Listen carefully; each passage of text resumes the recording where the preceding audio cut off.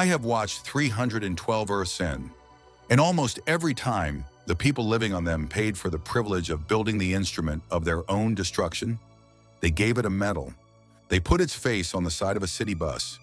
They taught their children to wave at it when it flew overhead. It is a remarkably consistent pattern. I used to keep a tally, but around the second 100, the counting stopped being information and became a chore. Noon in Bellwood, and the asphalt had gone to that summer trick of laying a sheet of standing water across the far end of the strip mall lot. Water that was not there, that pulled back every time you looked straight at it. Heat came up through the soles of Ben Tennyson's shoes and pressed at the backs of his knees. The Mr. Smoothie in his hand was the large mango peach, sweating clean through its cardboard sleeve, and it was the only cold thing for half a mile. "It is your turn," Gwen said, not looking up from her phone. "It has been your turn since April. It has objectively been Kevin's turn. I paid last time." Kevin had his head under the open hood of the Challenger, his voice coming back flat and metallic off the engine block. "I paid the time before that. I have bought every frozen sugar product you have put in your body since you got your license, and I want that read into the record." This was the shape of a good day. The three of them in a lot that smelled of hot tar and fryer oil, the rust bucket parked crooked over two spaces with Grandpa Max somewhere inside it pretending to read a map. Nobody bleeding, nothing on fire. Ben's thumb was tracing a small idle circle over the face of the watch without his telling it to, the way another kid might worry a coin or a bottle cap. He had had it since he was 10. The motion was older than most of his friendships. He caught himself doing it and stopped. Drank the smoothie instead. Scanned the lot once, corner to corner, the way he always did and never decided to. So he was looking right at the air when it tore. It was not a sound first, it was a pressure, a wrongness that arrived in the teeth and the breastbone, below the range of the ear, a frequency the lungs registered before the mind found a word for it. Then a line opened in the empty air over the lot, thin as a paper cut, bright in a color with no business existing at the street level, a white that leaned toward violet at its edges, and around it the heat shimmer bent the wrong way, pulled toward the line instead of rising off the tar. Ozone, the taste of a struck match laid flat against the back of the throat. Ben. Just his name from Gwen. The phone was gone from her hand. "Yeah," he said, "I see it." The line widened. Not fast, almost deliberate the way a mouth opens. A flyer peeled off the laundromat window and went sideways into it and did not come out the other side. Then a traffic cone. Then the standing water that was not there picked itself up off the asphalt in a thin curved sheet and folded into the gap. And the wind started. Wind that only blew one direction, toward the tear hard enough to lean on. A woman 2 cars down lost her grip on a shopping cart. The cart rolled, gathered speed it had no right to, and made for the light. Ben was already moving. He brought his palm down on the dial. Green swallowed the lot. What stood up where Ben had been was four-armed and broad as a doorway, skin the dark red of dried brick. It caught the shopping cart in one hand and set it down. It caught the woman with a second as her feet left the ground and pivoted, and threw her, gently, a controlled arc, the kind of throw you practice until it stops being a throw and becomes care, back toward the laundromat door where Kevin was waiting to take her weight. "It is getting bigger." Max's voice now, the old man out of the rust bucket, his face gone very still, the stillness of someone who had seen what these things did to the worlds they finished opening. "Ben, a tear like that does not close on its own. Something has to shut it. From the inside." 4 arms braced. The wind screamed against the broad red back, and the heels dug furrows in the asphalt and held. He knew what from the inside meant. He had always known. It was the oldest math he had. Somebody had to be on the wrong side of the door when it shut. He looked back once. Gwen's hand was already out, already reaching, her mouth shaping the start of a word he would spend a long time trying to finish for her. Then he let go of the asphalt and went into the light. The dial chose that exact moment to fail. Red where there had been green. A flat, stupid little error tone, the sound the watch made when it was done, and there was no arguing with it. The dried brick skin and the second pair of arms folded back into a 16-year-old in a green jacket halfway through a doorway between worlds. And there was nothing left to brace with, nothing left to seal anything. Just Ben, just hands, just the pull taking him the rest of the way through, and the door shut behind him. On the far side of it, for one held second, the parking lot was simply a parking lot. Hot tar, fryer oil, a shopping cart on its side, a dropped smoothie spreading mango peach across the asphalt in the shape of nothing. Gwen's hand still out. Kevin's shout arriving a half beat too late to a place there was no longer anyone to shout at. The lot was whole. The lot was empty. The boy was gone. Somewhere else the floor came up and hit him. Concrete. The cold grit of it against his cheek, and the smell of rain that had already happened and dried. Wet stone, old exhaust, a dumpster 3 feet from his face breathing sweet rot into the morning. It had been noon. His ears were doing the thing ears do after a pressure change at altitude, a high thin whine under a fullness, and his stomach had been turned inside out and put back wrong. He got a knee under himself, then a hand against brick. The brick was real, ordinary, scabbed with old paper and a sticker someone had half scraped off. An alley, trash, a fire escape, a wedge of gray sky between two buildings, and at the mouth of it, traffic. Engines, a horn, a voice selling something, the ordinary churn of a city that did not know he had arrived. Earth. The gravity sat right. The air had the right number of things in it. The graffiti was in letters he could read. Not his. He knew it the way you know a stranger is in the house before you have found the light. Some animal arithmetic of the spine. A sun-bleached poster on the alley wall showed a clutch of figures in primary colors arranged in the heroic wedge. That every world with heroes eventually arranges them in, and he did not recognize one of them. Down the block on the side of a passing bus, a face in white and red went by too fast to read, and two kids on the curb tracked it with their whole bodies, the way kids track the thing they have decided to become. There was a weight under this city. He could not see it. He had been a hero long enough to feel one. The particular hum a place makes when something near the top of it could switch the whole thing off and chooses, for now, not to. Whatever sat at the top of this earth sat very high and very heavy and very close. He slapped the watch. Nothing. He slapped it again, harder. The heel of his hand against the face of the thing that had been bolted to his life since he was 10, and it gave him nothing. No green, no red, no flat little error tone.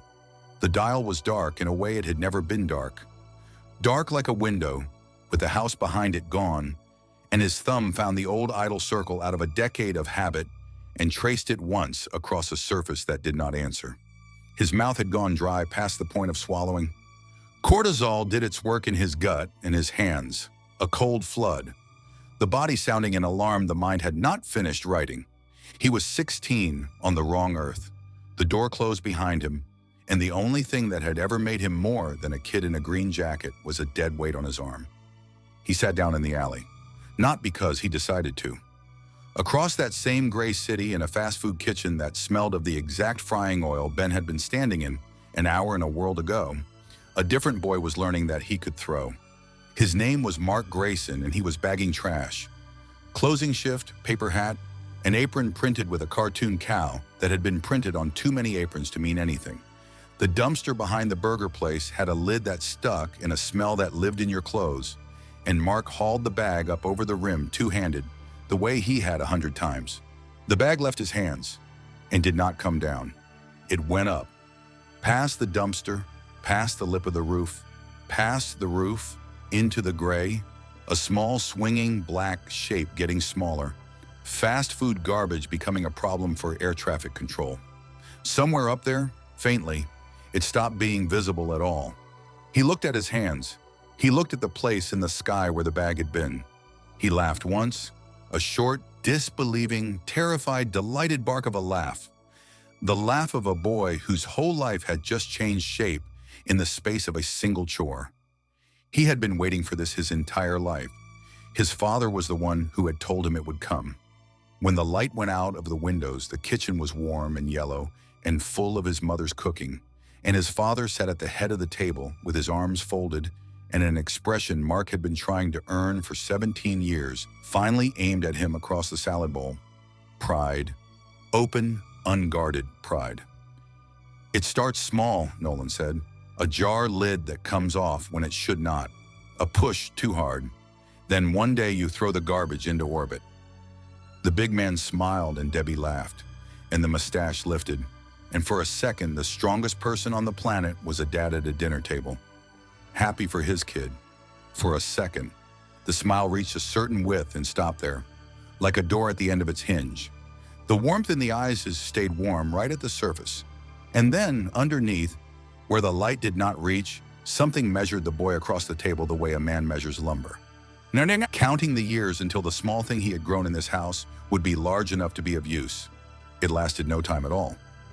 Debbie was already passing the potatoes. Mark was already talking too fast about flying, about what it would feel like, and his dad nodded along, and the cold thing went back under the warm thing where it lived, and the table was a table, and the family was a family. None of them could hear the clock that had just started somewhere under the floor of their lives. That was the whole mercy of the evening, and the whole horror of it.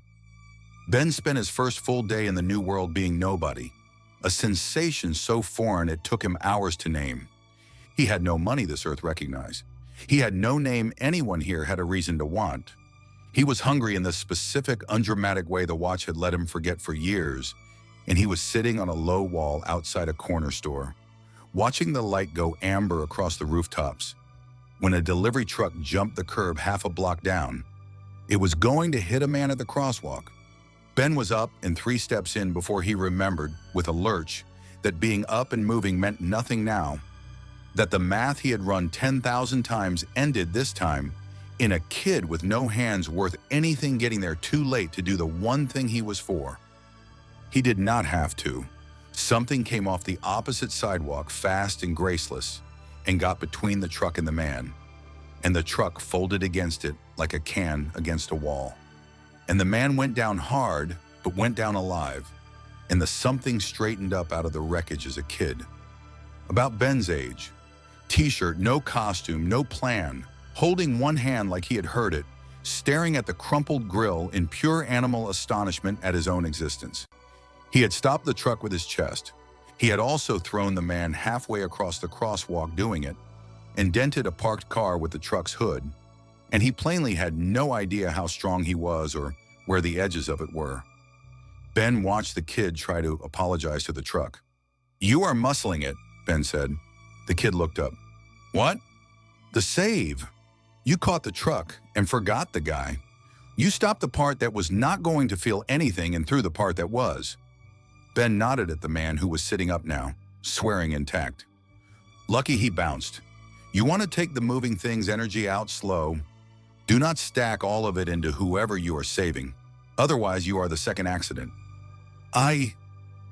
The kid looked at his hurt hand, at the man, at the truck, back at Ben, with a specific, overwhelmed look of someone having the biggest day of his life narrated by a stranger on a wall. "Sorry. Who are you?"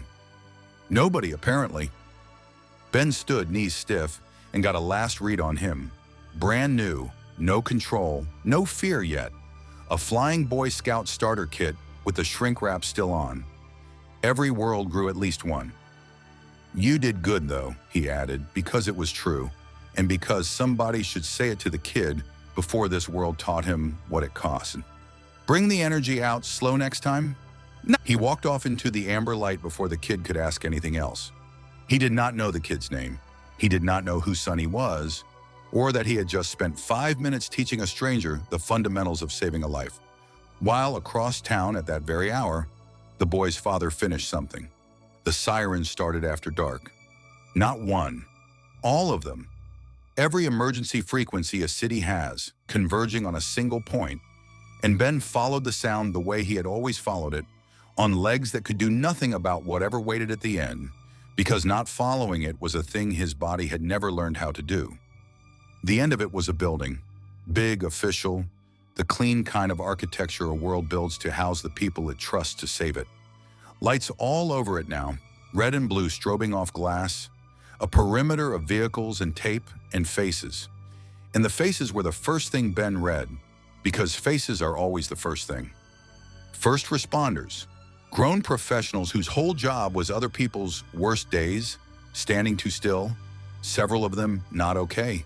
One of them being walked back from the doors with a hand pressed over her mouth. They were bringing the team out under sheets. A city this size with screens on every surface does not let a thing like this stay quiet. The footage was already everywhere. The side of a building, a storefront wall of televisions, 100 phones held up in the crowd, all of it the same drone shot of the same room. The room had held the strongest people on this earth. Now it held a careful arrangement of what they had been. Ben got close enough to the tape to see one of them as the sheet went over it, and his hero's eye took the wound before his stomach took the rest. He had seen a great many ways a powerful body could be unmade. This was not a fight. There was no fight written anywhere in that room, no torn up walls, no traded blows, nothing to say anyone had been given the time to set their feet. Each of them had been disassembled along a single impossible vector. The fishman's cervical vertebrae had been sheared straight through. The spinal cord severed so cleanly the nerve endings were still firing blindly in open air, while his body lay limp. Beside him, the dark-suited martial artist had not even drawn a breath. His skull plates were crushed inward like brittle eggshells, the parietal bone driven straight into the cerebral cortex from a single downward strike executed before his optic nerve could process the shadow overhead. The fast one, the red blur, lay folded in half against the rear pillar. The strike had hit his chest at high velocity, delaminating the pectoral muscle beds from the sternum, collapsing the entire rib cage into a dark, bruised slurry that suffocated his lungs before he could take a stride. Each of them had been opened with an appalling economy, the kind of damage that only happens when the thing doing it is moving so far past what the victim can perceive that perceiving it was never on the table. They had not died fighting. They had died before fighting was an option. Whatever did this had walked among the strongest beings on the planet and dismantled their anatomy the way a butcher processes hanging meat on a hook. And on every screen, in the same breath, the city was already being handed the story. A survivor. The footage cut to him over and over. The world's greatest hero, the man in white and red, found broken in the wreckage of his fallen friends. Battered, bleeding. The lone survivor of an attack that had taken the rest. The crowd around Ben made the sound a crowd makes when grief and relief arrive together. Someone still lived, the best of them still lived. And the story slid into 1,000 minds, smooth as a key into a lock. Ben watched the footage of the survivor, and the cold came back into his gut, the same cold as the dead watch, for a different reason. He did not have the names. He did not have the history. He had a room with no fight in it, a team disassembled before it could be a team, every wound cut along the one vector by the one thing fast enough to deliver it before anybody could so much as turn. And he had a survivor, the only one left. The only one in that room who had moved faster than dying. The arithmetic was very old and very simple, and it only came out one way. Different sky, same con. He said nothing. There was nothing to say it with, and no one in this entire world with a reason to hear it from a hungry kid on the wrong side of the tape, and a dead watch on his wrist, where the answer to every problem he had had since he was 10 used to live. So he stood in the crowd while the crowd mourned a murderer, and he held the only true thing in the city, and he held it alone, before the sirens, before the sheets came out. The room had been quiet. The man in white and red stood in the middle of it, and the worst night in the history of this Earth's heroes had cost him a torn cape and a slowed heartbeat and an expression he was still, even alone, arranging into the right one. Grief, the exact shape of grief, practiced against the inside of his own face until it would hold up under lights. He looked down at one hand. There was dark arterial fluid worked deep into the lines of his palm and wedged under the beds of his fingernails. Dense crimson matter mixed with subcutaneous fat that could not be wiped clean on a tunic. He rubbed at it with a heavy thumb once, twisting the skin until it burned, but the stain stayed locked in the creases, Something passed over the practiced face then. Not grief, the thing underneath grief. A flicker of the cold engine throttling itself back down to human speed. The predator folding its wings before it walked outside to be seen weeping. Then he composed himself and let his heartbeat slow the rest of the way and went to be found. Across the city, a boy with no powers and no name stood at the edge of a crowd that was lighting candles for the thing that had killed the people in the building. He did not know the man's name. He did not know the kid from the street corner was the man's son. He knew one thing. The way you know a stranger is already inside the house. The friendly face had done this. The friendly face was still out there, and it was loved. I stood at the edge of that crowd right alongside him. I didn't warn him, I never do. You already know what happens to a boy who figures out the monster's identity before his armor starts working again. Stay anyway. I have seen 312 Earths End, and the script rarely changes. The species builds its own cage, paints it primary colors, and hangs a wreath on the door. Then it acts surprised when the lock turns from the outside. What makes this one impressive is the density of the denial. You can drop a lie into a room full of people, and if the lie is big enough, they will carry it around for years like a family heir. They will defend it with their lives. They will kill anyone who tries to set it down. The kid could fly now. Mostly, he could get up and stay up and come down roughly where he had aimed if the spot was generous about it. Mark Grayson hung 40 feet over a field at the edge of the city with his arms out and his whole face lit. His father drifted beside him, arms crossed, patient as a mountain. Stop thinking about the ground, Nolan said. I am not thinking about the ground. You are thinking about the ground. Mark dropped 6 feet, caught himself, swore, laughed. His father laughed too, an easy rolling sound, a dad watching his son do the thing the family was built for. He steadied him with a hand on the shoulder, and for the length of that touch, the strongest man on the planet was nothing but proud. You will be stronger than me one day, stronger than all of them. Nolan said it warmly, the way you would hand a son a watch that had been in the family. And a man with that much power has to decide early what the people who do not have it are worth to him. Decide it now, while it is still easy. Worth everything, Mark said instantly, answering a question he had never had to think about. His father smiled. The smile reached a fixed width and stopped, like a door hit by a wedge. And behind the warm eyes, something took the boy's measure and filed the answer away. Against a day it would be tested. Then it was gone. On the way down, a scaffold gave on a half-built tower. A man came off the 8th floor with a cry, the wind tore in half.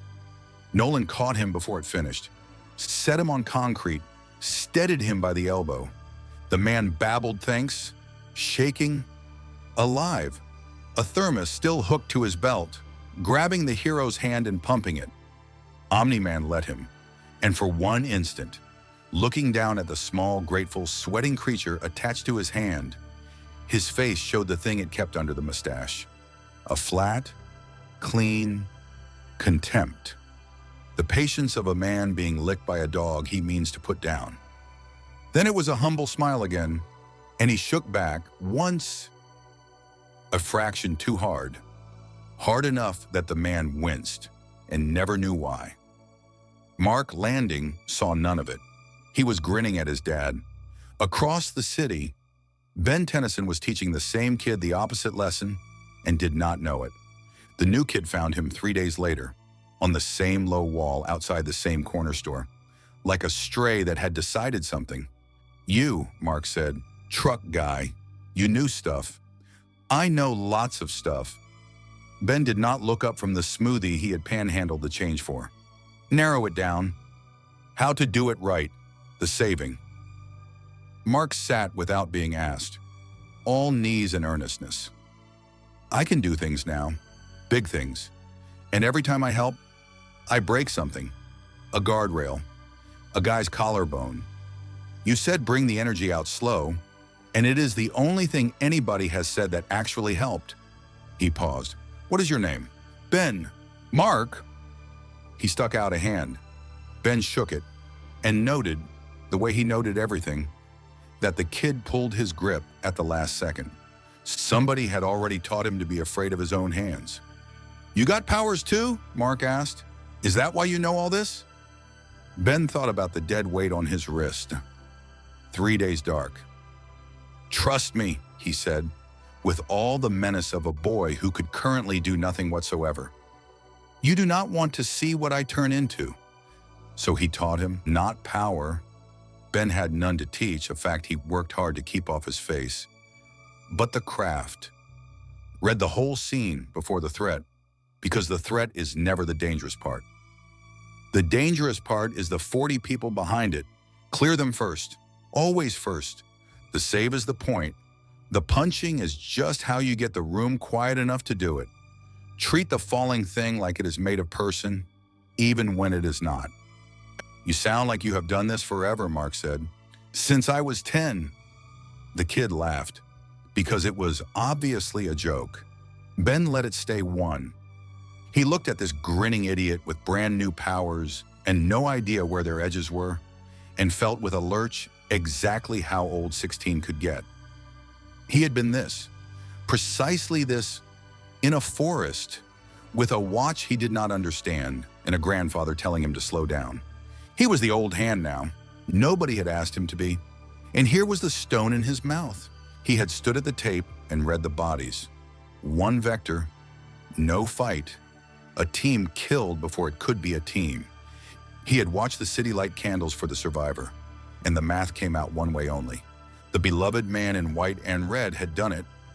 Ben knew it like his own name, and the man's son was on this wall, swinging his feet, talking about saving people. "My dad is the reason I am doing this," Mark said, out of nowhere, the way you confess the thing you are proudest of. Everybody sees Omni-Man, strongest guy on earth, whatever. But he is a good man, Ben. The best one I know. When I grow into this, I want to be the kind of hero he is. Ben drank his smoothie. It had gone to warm sugar water. "Yeah," he said, "I bet he is something." He could not say it. No proof, no power, no standing. Just a hungry stranger with a dead watch, and a story this earth had no reason to believe from him. So he held it. He had held it 3 days. He would go on holding it, and the holding was the heaviest thing he had carried since the door shut. Then the corner store's gas main let go. A smell first, a blue cough under the sidewalk. Then the front window blew out in a sheet. A slab of awning came down toward a woman with a stroller. Ben slapped the watch out of pure reflex, expecting green, expecting to be something, nothing. So he went anyway, off the wall, arms up over the woman, the way his body had always moved, 10,000 times, never once stopping to remember that this time his body was the only thing he had, and it was 16 and made of nothing. Arms were not going to be enough. The watch coughed, a flick of warmth, a stutter of green where there had been 3 days of dead black. And then it was not a teenager under the falling slab. It was something enormous and orange and furious, all muscle and claws and tail. It caught the awning one-handed and held it like an insult. "Let me tell you something," it roared into the face of a falling sheet of aluminum. "About messing with wrath. You no good piece of—" It timed out, mid-word. Green folded in on itself with a flat little error tone. The orange thing was a winded teenager again, on his knees, the slab groaning down onto his shoulders, until a second pair of hands took it, easily, and lifted it away. Mark stood there holding 100 pounds of building over his head, mouth open. What? You were a Mr. Tiger." Ben got up, swaying, heart going like a trapped bird. "It is a whole thing." The watch was dark again. 4 seconds. It had given him 4 seconds and quit. The part of Ben that had let itself hope for one bright instant. It is back, sat down hard beside the part that already understood the rest. It had not come back. It had coughed, and it had come back wrong. The detective found him that night, which was a trick because Ben had not told anyone where he would be. He came out of an alley the way weather comes out of a sky. Red skin, long-coated, the streetlight reluctant to touch him, eyes like coals. A voice from lower than a voice should come. Ben had seen stranger. He kept his hands visible anyway. You were at the cordon twice. Not a question. And you are not from here. The thing came closer, head tilting, and the way it breathed told Ben it was not smelling the city. It was smelling him. You carry the scent of somewhere that does not touch this place. A door. Recently. Lot of doors in a city. It straightened.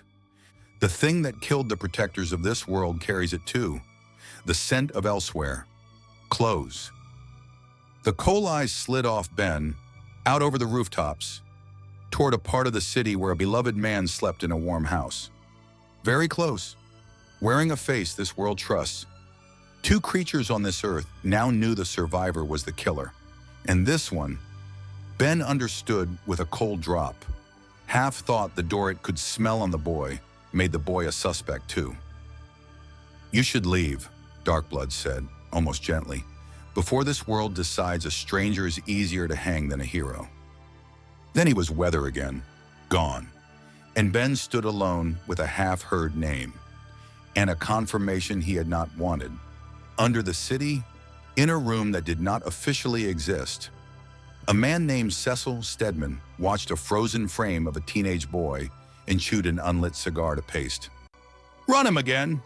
We ran him. Run him again, because last time the answer was nothing, and nothing is not a thing a person gets to be. Two incidents on the wall now, the delivery truck, the cordon outside his dead guardians, the same kid at the edge of both. No prince, no face in any system on the planet, no birth, no school, no arrest. Everybody has got something. The weariness left his eyes and left something colder. A man with no records who keeps turning up where the bodies are is not a man. He is a question. I want eyes on him. All the way. The order went out into the night toward a kid who had no idea he had just become this world's problem instead of one of its rescuers. And the kid, at that hour, sat in the dark behind the corner store with his sleeve pushed up, doing what he had done every night for 3 days, pressed the watch, twisted it, held it to his chest like warmth might wake it, scanned the empty air over the lot for a hairline of violet that was not coming because he had shut that door himself from the wrong side on purpose. Nothing answered. He had no smart remark left for it. 3 days hungry, in a city that thought he was a killer, a whole world from a hand still reaching across a parking lot. He let himself, for 1 minute, just be 16 and lost. Then the watch stirred, a flick of warmth, a stutter of green under his sleeve. There and gone. Not enough to become anything, just enough to be a promise or a threat. Across the city, a detective smelled a door and turned a demon's suspicion toward an innocent stranger. A spy master turned every eye he had the same way. And in a warm house, the friendly face slept the clean sleep of a man who had gotten away with it. While the one person who knew, and the one thing that might ever make him pay, flickered quietly back toward life in an alley, in the dark, at the very same time. I have watched this exact setup on 40 different worlds.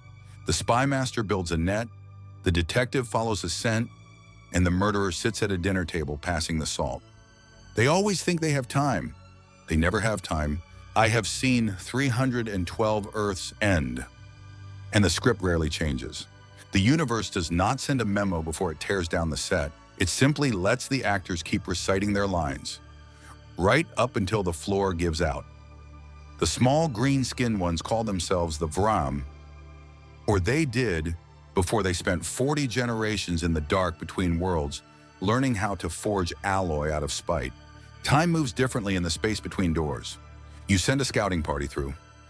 You close the seam for 20 minutes to check your math, and on their side of the lock, 3 centuries of bloodlines have lived, suffered, and built siege engines specifically tailored to the color of your sky. And when the fourth wave hit the plaza, it was not an army anymore. It was an industry. Mark Grayson was trying to be heroic, which is the most dangerous thing a boy with muscle can be. He threw himself at an 8-leg transport with the absolute unearned confidence of a child who had never seen his own blood on a sidewalk. He hit the front plate, shoved, and cleared 40 feet of concrete with the wreckage before he realized he had driven the main plasma coupling straight into a municipal gas line. The girl in the pink light caught the blast before it reached the crowd. She did not look at Mark. She did not yell.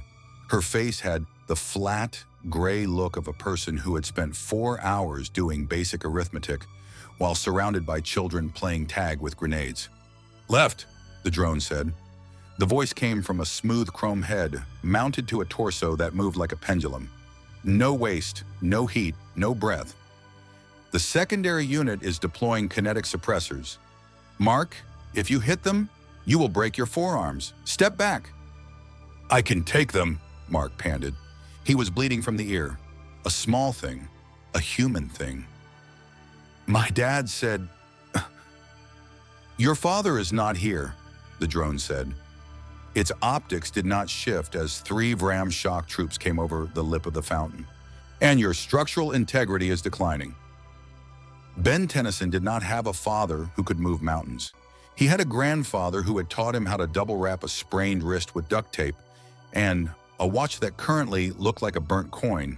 He picked up a piece of street sign, steel, 6 foot, jagged at the root where a walker had sheared it off, and set his heel against the curb. A gray one came at him with a 3-pronged cattle prod that hummed at a frequency that made the fillings in Ben's back teeth ache. Ben didn't swing at the prod. He swung at the knee, because gray ones had 3 joints in the leg, and the middle one was held together by flesh that looked like wet lard. The iron met the joint. The gray one went down with a sound like a wet sponge being torn in half. Ben didn't look down to see if it was dead. You don't look at the ones you've hit. You look at the ones who saw you do it. "You're open," Mark yelled from 20 feet up. "I'm bait," Ben yelled back, his voice cracking on the second syllable. 16, tired, smelling of burnt ozone and his own sweat. "Throw the car." "Which car?" "Any car, you idiot." The watch didn't make a sound when it turned on. It didn't hum. It simply stopped being cold against his wrist. Where the coin had been, there was suddenly a knot of green fire that smelled like cold rain and zinc. It didn't bloom. It struck. The light hit Ben's chest and he didn't grow. He condensed.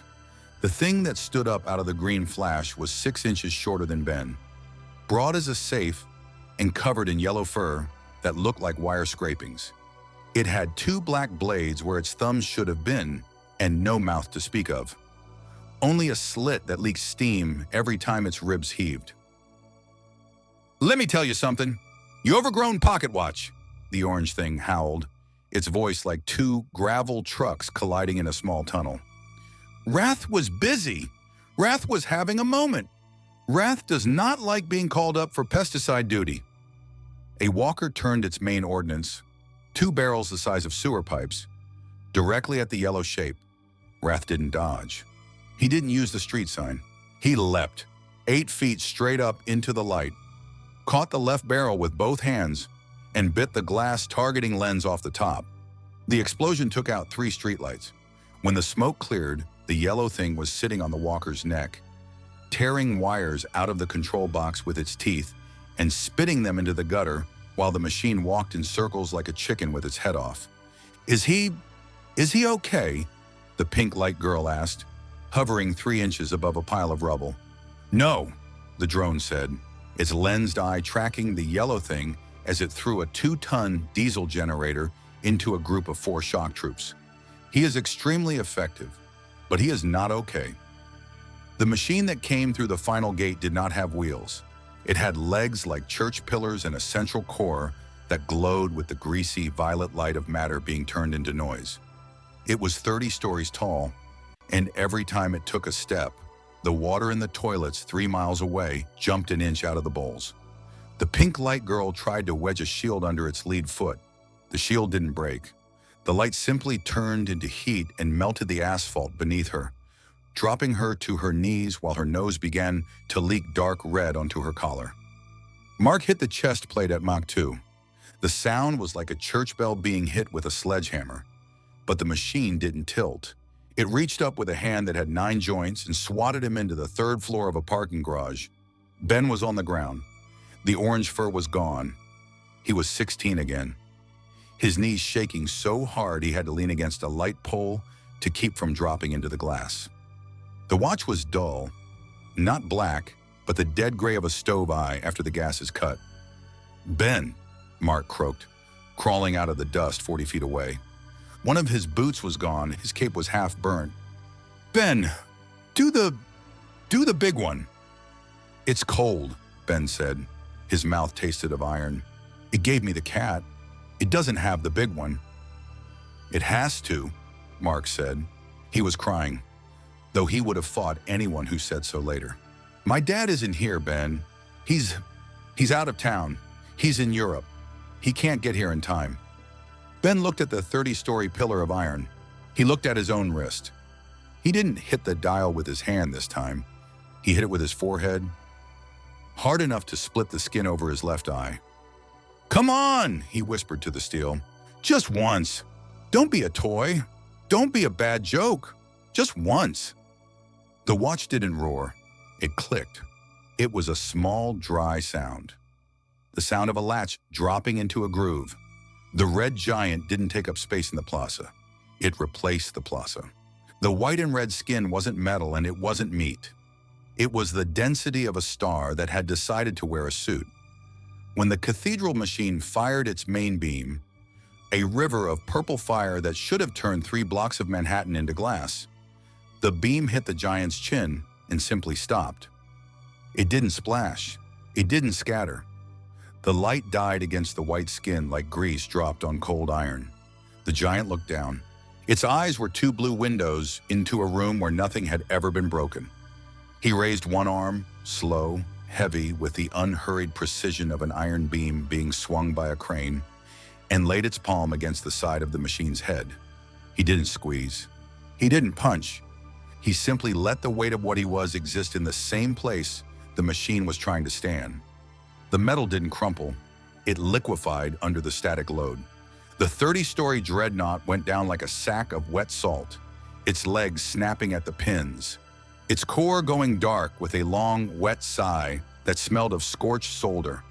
The giant stood in the quiet. 100,000 people were watching through windows, through camera lenses, through the cracks in ruined walls. The drone drifted up until it was level with the giant's chest. Its lenses focused, refocused, and then locked. "You are not an alien," the drone said, its speaker crackling with static from the static charge rolling off the white skin. "You are an absolute value." The giant didn't answer. He couldn't. If he spoke in that frame, the displacement would have blown every window out within 6 blocks. He simply reached down, picked Mark up out of the parking garage by the back of his shirt, carefully the way you pick up a sparrow that has flown into a window, and set him on his feet on the clean pavement. Then the green light took him back. The dark came down early over the city, in the drainage culvert behind the railway yards. The last Vrom was trying to die without making a sound. Its lower half was pinned under an 800-pound section of hydraulic arm, and its skin had turned from gray to the yellow of spoiled milk. Ben found it because the drone had tracked the oil leak. He came down the concrete bank with his hands in his pockets, his sneakers slipping on the moss. Mark came behind him, hovering 2 inches off the ground because his ankle was swelling inside his boot. Is it dangerous?" Mark asked. "No," Ben said, and he crouched 5 feet from the yellowing face. "It's just done." The gray thing had 4 eyes, small and black like elderberries. 3 of them were bursts, but the 4th turned as Ben knelt. It didn't look at Ben's face. It looked at the dial on his wrist. Then it looked past him, up toward the hills above the city, where the large houses sat behind iron gates under the warm yellow streetlights. The Vrom didn't have a tongue that could handle human vowels, but it had a larynx built for 9 harmonic clicks. It made 3 small sounds, like dry twigs snapping underfoot. and then it dragged its remaining arm out of the silt and tried to drive its own fingers into its throat. Mark flew forward and caught the hand. "Hey, no, stop that!" "Let him go," Ben said. "He's trying to kill himself." "Look at his eyes, Mark." Ben didn't move. His voice was flat. The voice of a boy who had seen 60 canonical variants of the same disaster and knew the tone of the bell before it hit the iron. He isn't trying to die because he lost the war. The Vram's single eye was fixed on the ridge 3 miles away. A red and white shape was hovering there, high up, very small, perfectly motionless against the purple twilight. It had been there for 10 minutes. It hadn't come down to help with the clearing. It hadn't spoken to the press.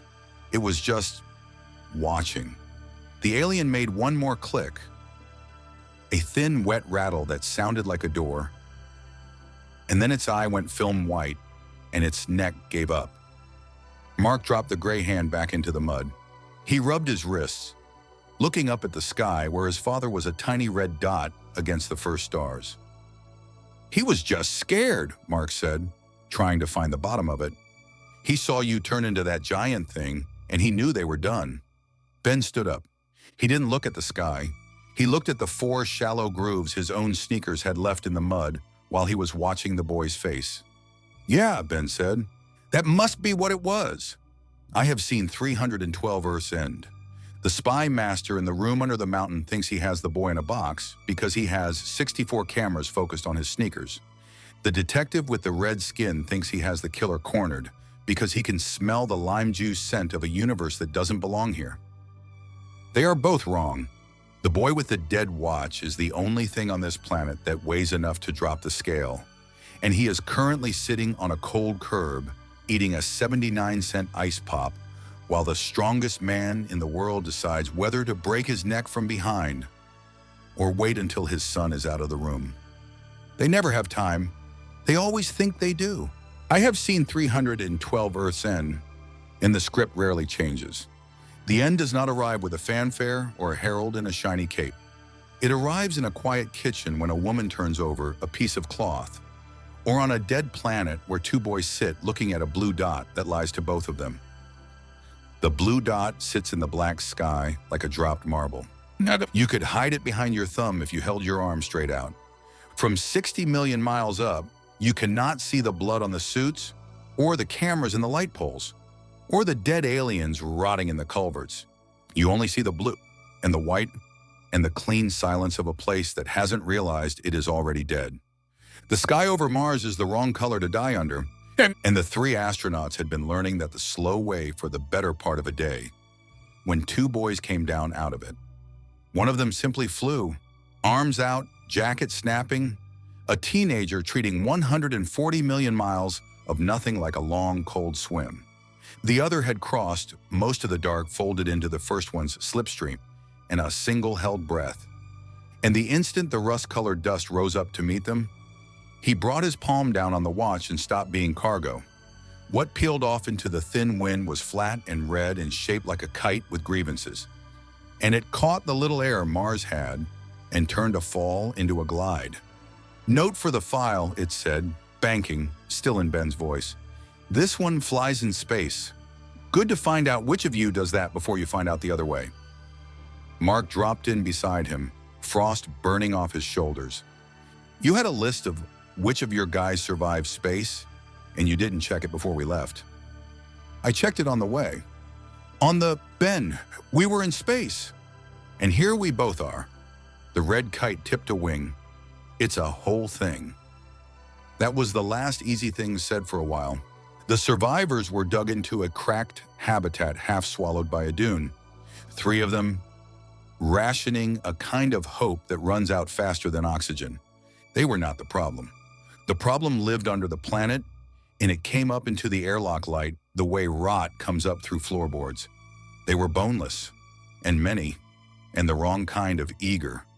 A tide of slick, gray bodies pouring from a fissure that had no business being warm. They did not bite. Biting would have been a mercy.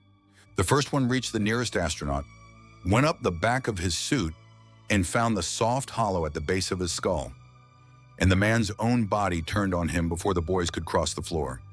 His hands came up, not to claw it off, to help it settle, working at his own collar with a tenderness that was not his, while his face went slack and pleased, and something else moved into the house behind his eyes. Then it was very cold. A shape like a great blue moth folded out of the watchlight and breathed, and the breath was not air. Frost walked across the gray tide and caught it mid-surge. 100 reaching bodies seized into brittle glass, and the passenger on the astronaut's neck locked stiff and cracked off in a single frozen piece. And the man dropped, gasping his own air with his own lungs again. The fissure kept giving. So the moth was gone, and there was a flat red kite again, fast and low. Neuroshock spitting off its tail in clean blue arcs that scattered the flyers before they could reach the others. And it caught the 2 unconscious survivors, 1 in each set of talons, and hauled them up out of the killing floor toward the lander. Ugly and graceless, and exactly fast enough. Halfway through the lift, the watch stuttered, a flicker of the wrong green. A half second where the wings tried to become something with no wings at all. And the whole load dropped a sickening yard before the dial caught itself, and the kite was a kite again. Talons still full, heart going hard, online, still not whole. It filed that with everything else and did not slow down. When the survivors were clear, the thing in the gap changed once more. An iron suit with a furnace inside it, a man's shape made of contained radiation. And where it looked, the tide stopped being a tide and started being smoke. It did not swing. It stood in the mouth of the dark and let the dark come to it and burn, the way you hold a flame to the end of a fuse. And the soundless screaming of a hive that had never met fire filled the red air and thinned to nothing. Far back in the green dark, the keepers of the planet watched 2 boys do in 10 minutes what they had spent a long age containing. They did not help. They did not grieve. They made very sure the brittle dead were carried back down into the cold where they could be watched. And they had one message delivered without a mouth. The dark stays penned. Take your people. Leave the rest. The last of it did not listen. It came up out of the deep all at once. More than a swarm, a slick mountain of the things fused into one climbing bulk, big enough to read as weather, hauling itself toward the thin sky and the small warm planet hanging blue at the top of it. Ben looked at the bulk. Then he looked at the red waste in every direction. No city behind it, no lit windows, no street still full of people who hadn't finished running. Nothing for 100 miles but rust and the thing that needed killing. He hit the watch and kept growing until he was the tallest thing on a dead horizon, red and white and serene. And for the first time on any world, he did not pull anything.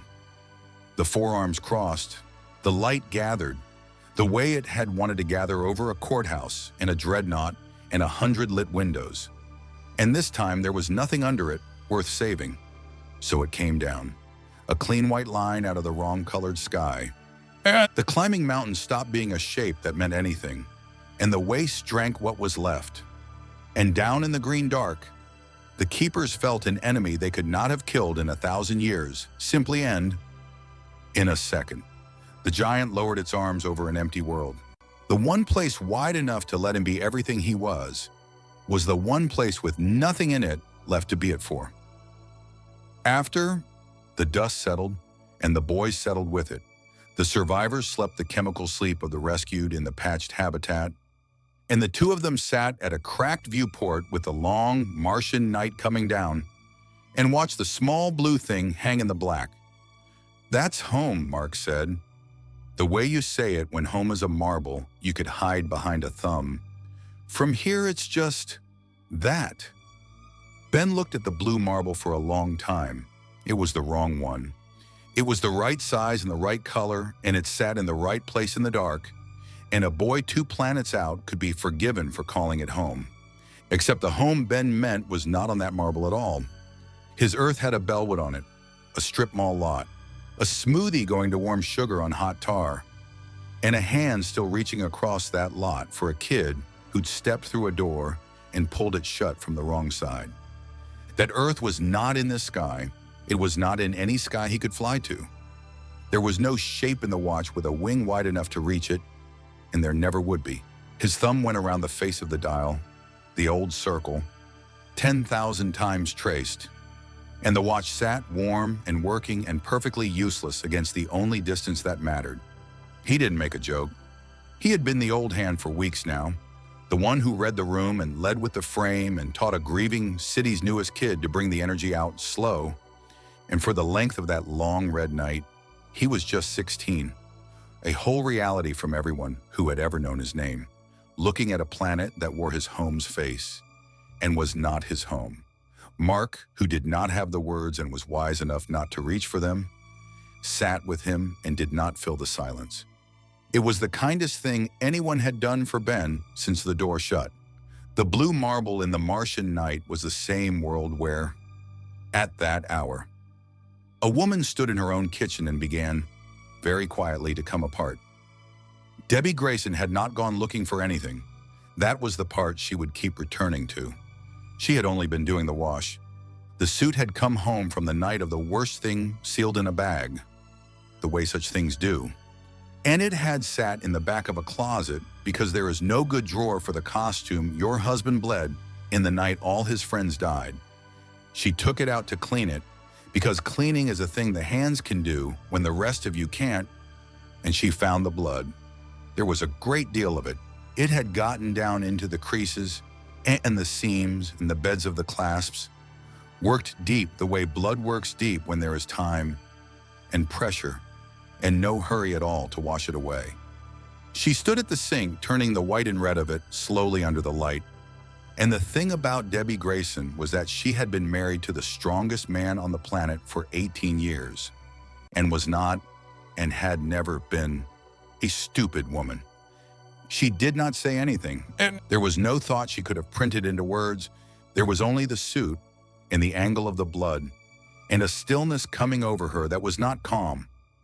The little television on the counter was running the evening news low, the way it always did, and it chose that moment to say a name she half knew. A reporter, a man who'd been making a quiet nuisance of himself for weeks, asking unwelcome questions about how exactly the world's greatest heroes had all died in a single room, found dead. An accident, the report said. A fall. Nobody's fault. Debbie looked at the television, then at the suit in her hands, and a cold understanding moved at the edge of her, the way a thing moves in deep water, too large to see all at once. The back door opened, and Nolan came in out of the night smelling of cold air and nothing else, and kissed the top of her head and asked what was for dinner and reached past her to fill a glass at the sink. The glass broke in his hand. It was not a squeeze, it was a flicker. There and gone. A single instant where 18 years of careful, gentle, humble control slipped a fraction of a degree. Where the thing under the warm face touched the surface and the surface could not hold it, and the heavy tumbler folded into glittering sand against his palm before he seemed to notice. Then he noticed and laughed at himself and said he didn't know his own strength some days, and swept the glass into the bin. And the warmth came back down over everything like a lid. Debbie laughed too. It came out almost right. She had set the suit down on the counter behind her, casually, the way you put down a thing you have decided your husband must not see in your hands, and she stood in her warm kitchen beside the man she had loved for 18 years, and smiled at his small, clumsy joke, and felt the floor of her whole life tilt one quiet degree toward a truth she was not ready to name, and could no longer unsee. 2 planets apart, under 2 different skies. 2 people held the same unbearable weight at the same hour. In a warm kitchen on Earth, a woman held a suit full of blood the story could not account for, and understood, slowly, against her own will, that the man she loved had lied about the worst night the world had ever had, and that the people who pulled at that lie fell off of things, 140 million miles out, at a cracked viewport under a long red night, A boy held a watch that worked perfectly and could do nothing, and understood, finally completely, that it could turn him into 10,000 impossible things, and not one of them could carry him home. The blue marble hung in the black between them, wearing the face of a home that belonged to neither. I have watched 312 Earth's End, and the climax is never the moment the mountain falls. It is the moment the people living under it realize it is loose. The woman in the kitchen knows. The boy on the dead planet knows. And across the dark between them, the strongest man in the world stands at a sink, brushing glass dust off his fingers, completely unaware that his son is coming home with the only stranger on Earth who knows how to break a god. The fuse is burned down to the brass. Nobody gets to look away now. I have seen 312 Earth's End, and the script rarely changes. The species builds its own cage, paints it primary colors, and hangs a wreath on the door. Then it acts surprised when the lock turns from the outside. What makes this one impressive is the density of the denial. You can drop a lie into a room full of people, and if the lie is big enough, they will carry it around for years like a family heir. They will defend it with their lives. They will kill anyone who tries to set it down. There is a specific cadence a man uses when the terrible thing he is telling you is true, and a different one when it has been practiced. And the whole difference lives in the pauses. Titan had practiced his. He found them on the roof of the burger place where Mark worked. A big man, skin like wet shale, knuckles the size of fists on a smaller man, sitting carefully on an air conditioning unit as though it might not hold him. He told it well. A daughter, a wife, a debt he had taken to a man called Machine Head and could never work off, because Machine Head did not want money. Machine Head wanted a thing that hits people and never quits. And the only way out from under a monster was to put something bigger on top of him. He looked at his hands when he got to the part about the daughter. He let the silence sit exactly long enough. Mark was sold before the silence ended. Of course he was. The kid had been raised to believe that a man with power owed it to the people without. And here was a man with no power at all, asking for help getting out from under someone worse. "We'll do it," Mark said, and didn't look at Ben, because to Mark it was not a question. Ben said nothing for a moment. He had heard this exact music before. Not the words, the shape, the warm front of a thing with a cold engine. The appeal pitched precisely at the softest target in the room. The daughter set down like a key into a lock. He had stood at a police line and watched a beloved man weep on cue for friends he had murdered. And he had learned the whole song by heart. Titan was not that. Titan was a frightened, cornered man running a routine. But it was the same routine, the too clean ask, the grief delivered on its mark, the request arriving already shaped to fit a hero's hand. Then he thought about Machine Head, who by every account was genuine filth, and about Mark, who was going whether Ben came or not. "Yeah," Ben said, "we'll do it." He stood and stretched, and felt the watch run warm against his wrist the way it did now, always a little too warm. "For the record, big guy." The daughter was a nice touch. Titan looked at him. For half a second, something honest moved under the shale. Not shame, recognition. Then it was gone, and he was grateful. And they were a team. The invitation, when it came, did not feel like one. Ben was walking home through the part of the evening where the light goes to brass, and then he was not walking anywhere. Because the street had quietly filled with the kind of vehicles that wear no plates, and the kind of men who do not give their names. And a door opened, and a voice that had clearly never once been argued with said, "Get in, kid. We're overdue a conversation." The man inside was older, rumpled, chewing an unlit cigar to paste, and his eyes did the thing the dying alien's eyes had done in the culvert. They looked straight at Ben and saw a problem, instead of a person. "You're a headache," Cecil Stedman said, by way of hello. "You don't exist. No birth, no prince, no face in any system on a planet that keeps a system for everything, and you turn into a building." He let that sit. Things that don't exist and can flatten a city block are a category I take personally. So, Here's where we are. You can be mine, payroll, leash, pointed at what needs pointing at, and in exchange, a very smart machine I happen to employ keeps chewing on the little door problem you've got. The one nobody's supposed to know about. A thin smile. Or you can keep freelancing for a rock with a sob story, and I can decide you're the kind of thing that's safer in a box. I have boxes, you would be amazed. Ben read him the way he read everyone now. The man was not bluffing about the box, and was not lying about the machine. And under the threat sat a tiredness that came from a job where every solution was somebody owned. On the bank of screens up front, Ben had already caught it, a containment cell, two identical brutes pacing the same 6 feet, and a third thing on a slab that was the wrong color to be alive and was moving anyway. Cecil ran his own monsters. Cecil cloned the guilty and woke the dead and called it Tuesday. "You've been busy," Ben said, instead of answering. "Always am."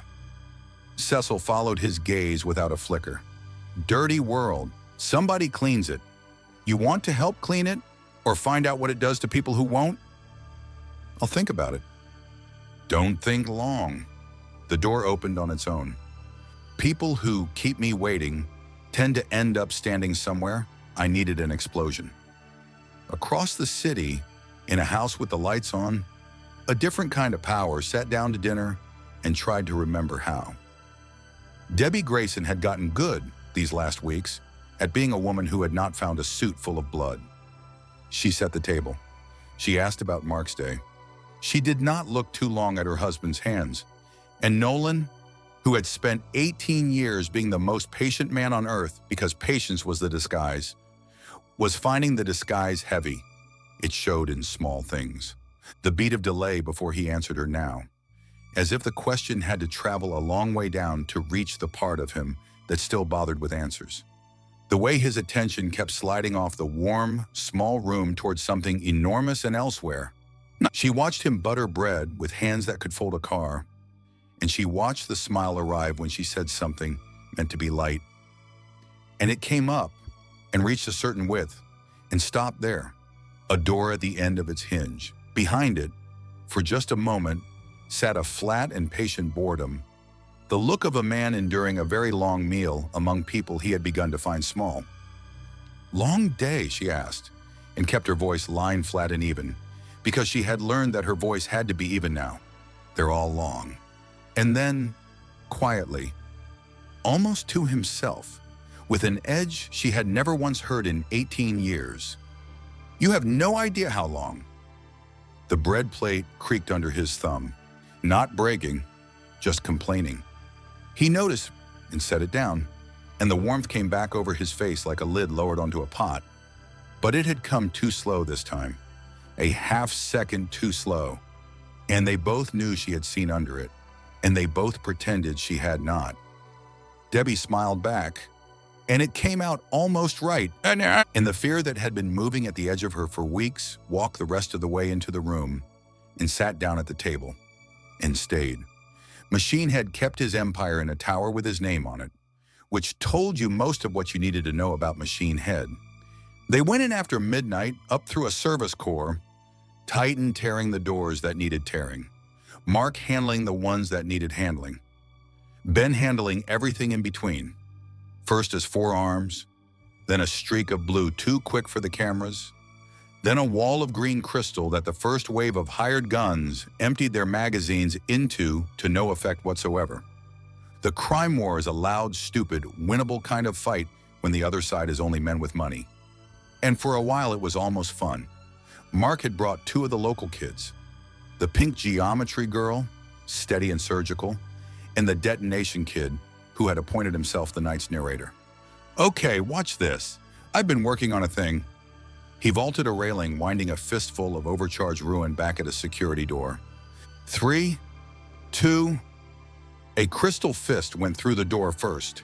It came off its frame, folded down the corridor, and took the 2 gunmen behind it with it. The detonation kid landed in the quiet, his big move fizzing uselessly between his fingers. "I weakened it," he said. "Sure you did." Mark, grinning, hauling a man off the geometry girl. Bring the energy out slow, right, Ben? He's learning, Ben said. From inside, something built like a tank, and meant it about both of them. And somewhere in the climb, somewhere between the 40th goon and a server room, he flattened so that a whole floor of accountants for a slaver would have no records left to hide behind. Ben noticed that he had stopped running the numbers on going home. He was not here tonight to survive until a door opened. He was here because a man named Machine Head sat at the top of this tower, hurting people for a living, and a kid beside him had never once thought twice about climbing toward it. And a filthy, broken, loud, alive city lay below them that had started, somewhere along the way, and entirely without his permission, to be worth the climb. He filed that too. It scared him more than Cecil's box. They reached the top. Machine Head was exactly what the name promised. A man who had traded most of himself for chrome and wiring, throned in a nest of his own cabling.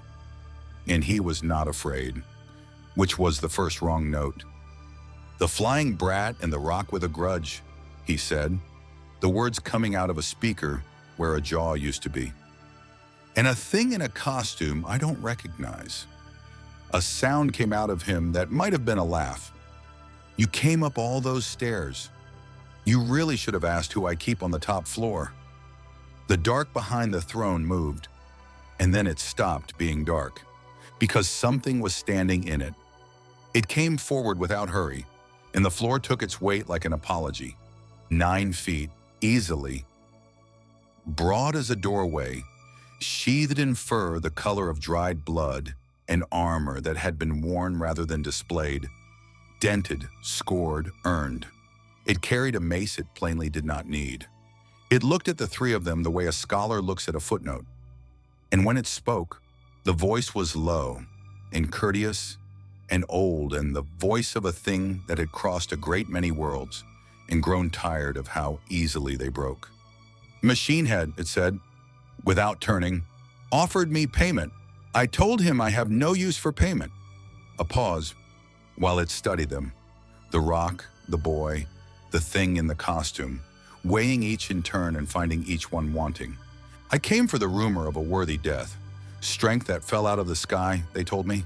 A planet that grows champions. Disappointment moved across the great face. Vast and genuine and somehow the worst thing in the room. And it is children. Mark shifted his weight. The geometry girl's hands came up full of pink light. The detonation kid had stopped narrating. Ben had fought a great many things across a great many worlds. And he knew, the way he knew a sob story, the difference between a creature that wants to win and a creature that wants to be killed. The first one you can beat. The second has already decided the rules. And the rules are that everyone in the room is kindling. And the only question it cares about is whether any of them will burn long enough to be interesting. The watch was warm against his wrist. Too warm. He thought about the floor of accountants below, and the city below that, and how much of either would be left standing if this went the way the thing in the doorway was hoping. It set the mace against its shoulder and smiled, and the smile was kind. Let us find out, it said, what you are. On 40 different worlds. I have watched this exact mistake unfold. A city hires a beast to kill its vermin, and then forgets that the beast does not care about the house. The man of chrome thinks he bought an executioner. The beast thinks it found an arena. And the two boys standing on the marble floor are about to discover what happens when an unstoppable force finally runs out of things that are willing to yield. The lie has held for weeks. The floor is about to give. The beast was true to its word. It found out what Mark was, and it took less than a minute. And the answer was not one anybody in the room wanted to hear.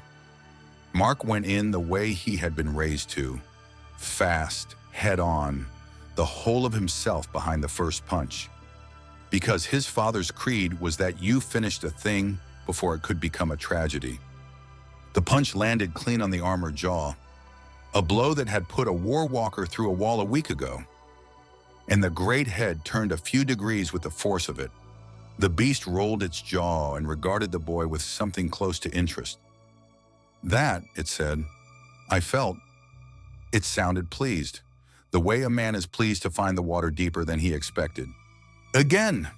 So Mark hit it again, and a third time, and a fourth, hammering the courtly horror with everything that had made him feel this past month like his father's son. And the beast let him, head tilted, studying the angles, grunting once in honest appreciation when an elbow opened a thin dark thread above its eye. Then it tired of being hit. It moved. The first blow folded Mark around its forearm and put him through the throne. The second caught him rising and took something structural out of his chest. A sound came out of him that was mostly air and the wrong kind of wet. After that, it was not a fight. It was a thing taking a smaller thing apart with patience, almost with care. The great mace left hanging at its hip because the mace would have insulted how little this required. Mark hit the far wall and slid down it, and did not get up clean. One arm would not answer. Blood came off his lip in a rope. The boy who could throw garbage into orbit lay in the wreckage of a crime lord's office, breathing in short, bright stabs, and looked up at the thing crossing the floor toward him with the unhurried tread of a conclusion. His whole climb, the flight, the strength, the month of becoming invincible, was worth nothing here. Ben saw that truth land in Mark's eyes a half-second before the beast raised its hand for the last time, and filed the dread of it where he filed everything, because it was the same dread that lived under every quiet day in this city. That somewhere above all of them was a thing this fight was only the rumor of. Ben brought his palm down on the watch. He reached for the biggest thing he had. He reached for the red giant, for the building that walked, for the one shape with a hand wide enough to close this whole room in a fist. And the watch refused him. The dial turned green under his hand and did not give him what he had asked for. It had its own opinion. The red giant in a tower over a sleeping city was the tower coming down on the boy bleeding under it.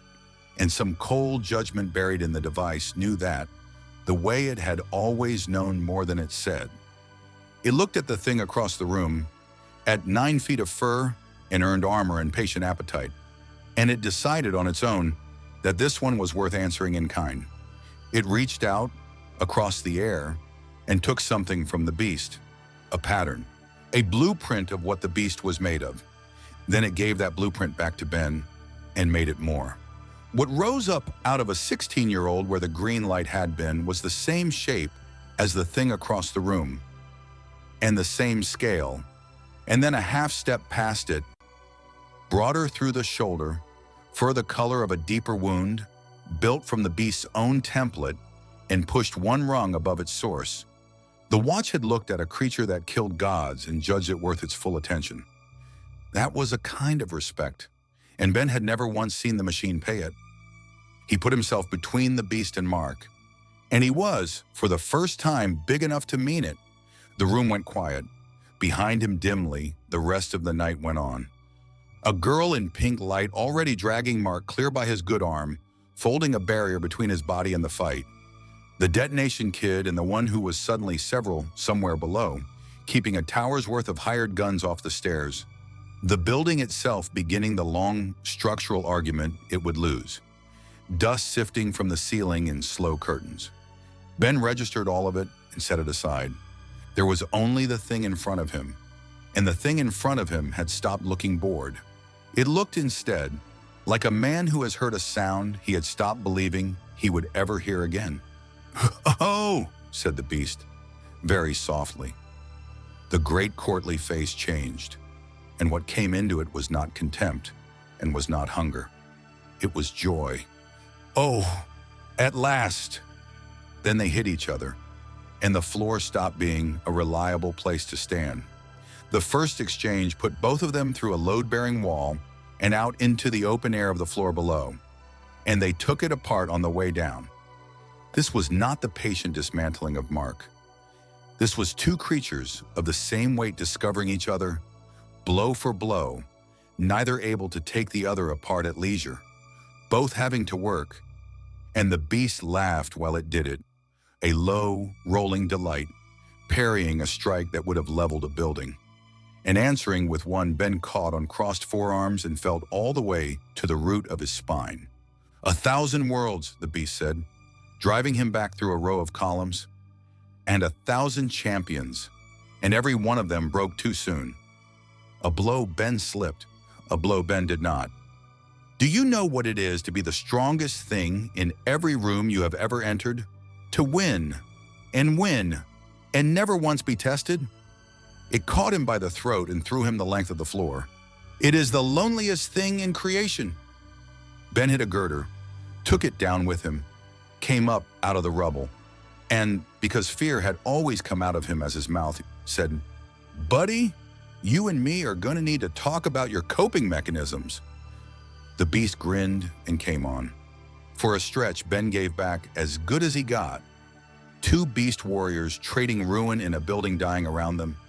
And somewhere in the middle of it, the watch strained past what it wanted to give, stuttered. Green flickered wrong for 2 full seconds. The template slipped, the teeth narrowed, the weight redistributed into lean, wire-tight agility, and Ben found himself pivoting on a heel that barely grazed the marble. He did not yell, he did not make a speech.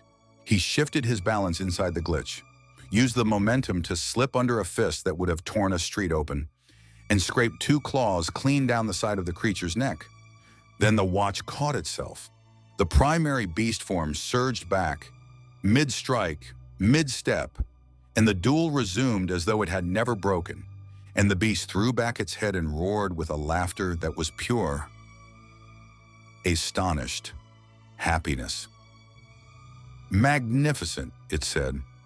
"I do not even know what you are." "It's a whole thing," Ben told it, and hit it harder than he had hit anything on this earth. In the end, it was not strength that decided it, because they had the same strength. It was the thing Ben had that the beast did not, a lifetime of being outmatched and winning anyway. The beast had never had to learn to fight from underneath, because it had never once been underneath. Ben had built his whole life there. He read the rhythm of the great blows, stopped trying to meet them, and started answering into the gaps, endurance against power, the old shape of every fight he had ever won that mattered, and one clean strike at a time. He took the beast apart at the joints of its own momentum, until the 9-foot horror went down on one knee and stayed there, breathing hard, and could not rise. Ben stood over it with a fist drawn back, every line of his borrowed body saying, "Finish it." He lowered the fist. The beast looked up at him, and understanding moved across the vast face. And what it felt was not shame at being beaten. It was gratitude. After 1,000 worlds, 1,000 champions who broke too soon, it had finally found one who did not break. And who, having won, did not need to kill to prove it. "A worthy fight," it said, and the courtly voice was thick with something that might have been peace. "And a worthy defeat. I had begun to believe there was no such thing left for me." It inclined its great head, once, a warrior to a warrior. "I will remember you." And then it gathered itself and went out through the wall it had come in through, gone into the pre-dawn dark. Not beaten so much as, for the first time in a very long life, satisfied. The watch gave out the instant it was no longer needed. The beast form folded down into a swaying, battered teenager, and the dial was hot enough through his sleeve to hurt, ticking and clicking as it tried to cool. And Ben understood with a cold certainty that he had spent something tonight he might not get all the way back. The tower belonged to no one now, which was the point. While a monster and a boy and a god-killer had spent the night turning Machine Head's empire to rubble, Titan had simply walked through the parts of it nobody was guarding and taken it. That had been the plan from the roof of the burger place. Not a daughter, not a debt, not a way out from under a worse man. A vacancy. He had needed the top floor cleared, and he had found 3 people willing to clear it for free. And he was 3 districts away by the time the dust settled, sitting in a chair that had been Machine Head's an hour ago. Ben had read it on a rooftop a week ago. The too clean ask. The grief landed exactly on its mark. He had been right. He had also been busy keeping Mark alive, and so had everyone else. and being right had cost the rock nothing at all. He filed it beside the others. On this earth, knowing the truth and being able to do anything about it were turning out to be very different things. He found Mark in the wreckage, alive, breathing wrong, and sat with him in the dust until the help came. And somewhere in that sitting, the thing that had been building in him since the tower stairs finished arriving. He had stopped running the numbers on going home weeks ago. Tonight, a kid he'd taught to bring the energy out slow had nearly died in front of him. And Ben had not thought even once about the door. He thought about Mark. He thought about the loud, filthy, alive city below, and the people in it who would never know how close the night had come. Cecil's offer was still on the table. Payroll, leash, the smart machine chewing on a way home. Ben already knew he wasn't taking all of it, some of it maybe. Not the part where this stopped being a choice. He had chosen. It scared him more than the beast had. The help, when it came from Mark, came in white dread. Omni-Man sat down in the ruin without a sound and gathered his broken son up out of the dust. And his face, for once, was doing nothing it had rehearsed. He looked at the boy's wrong-angled arm and the blood at his mouth. And the strongest man on the planet went to his knees in the rubble and began with hands that could fold a car to set what was broken. Gently, so gently. Each motion small and exact and infinitely careful. A father putting a son back together piece by piece. And it was real. That was the horror of it. The tenderness was not a performance for anyone. There was no camera here, no city to convince. Whatever else he was, whatever he had done in a room full of his dead friends, he loved this boy with a love that went all the way down. And his hands moving over Mark's broken body with that terrible gentleness were the same hands that had cut the world's protectors along a single impossible vector and gone home to dinner. The care was true. The thing doing the caring would kill everyone in this city if the boy in his arms required it. Ben watched a monster mend his friend with perfect love and could not say the one thing he knew, and held it. And the holding had never weighed more.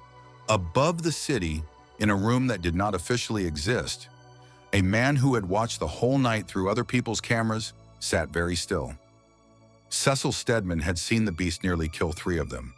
He had seen the No Records ghost match it, barely, at a cost the kid clearly hadn't planned to pay. And his mind was the most dangerous thing in any room he sat in.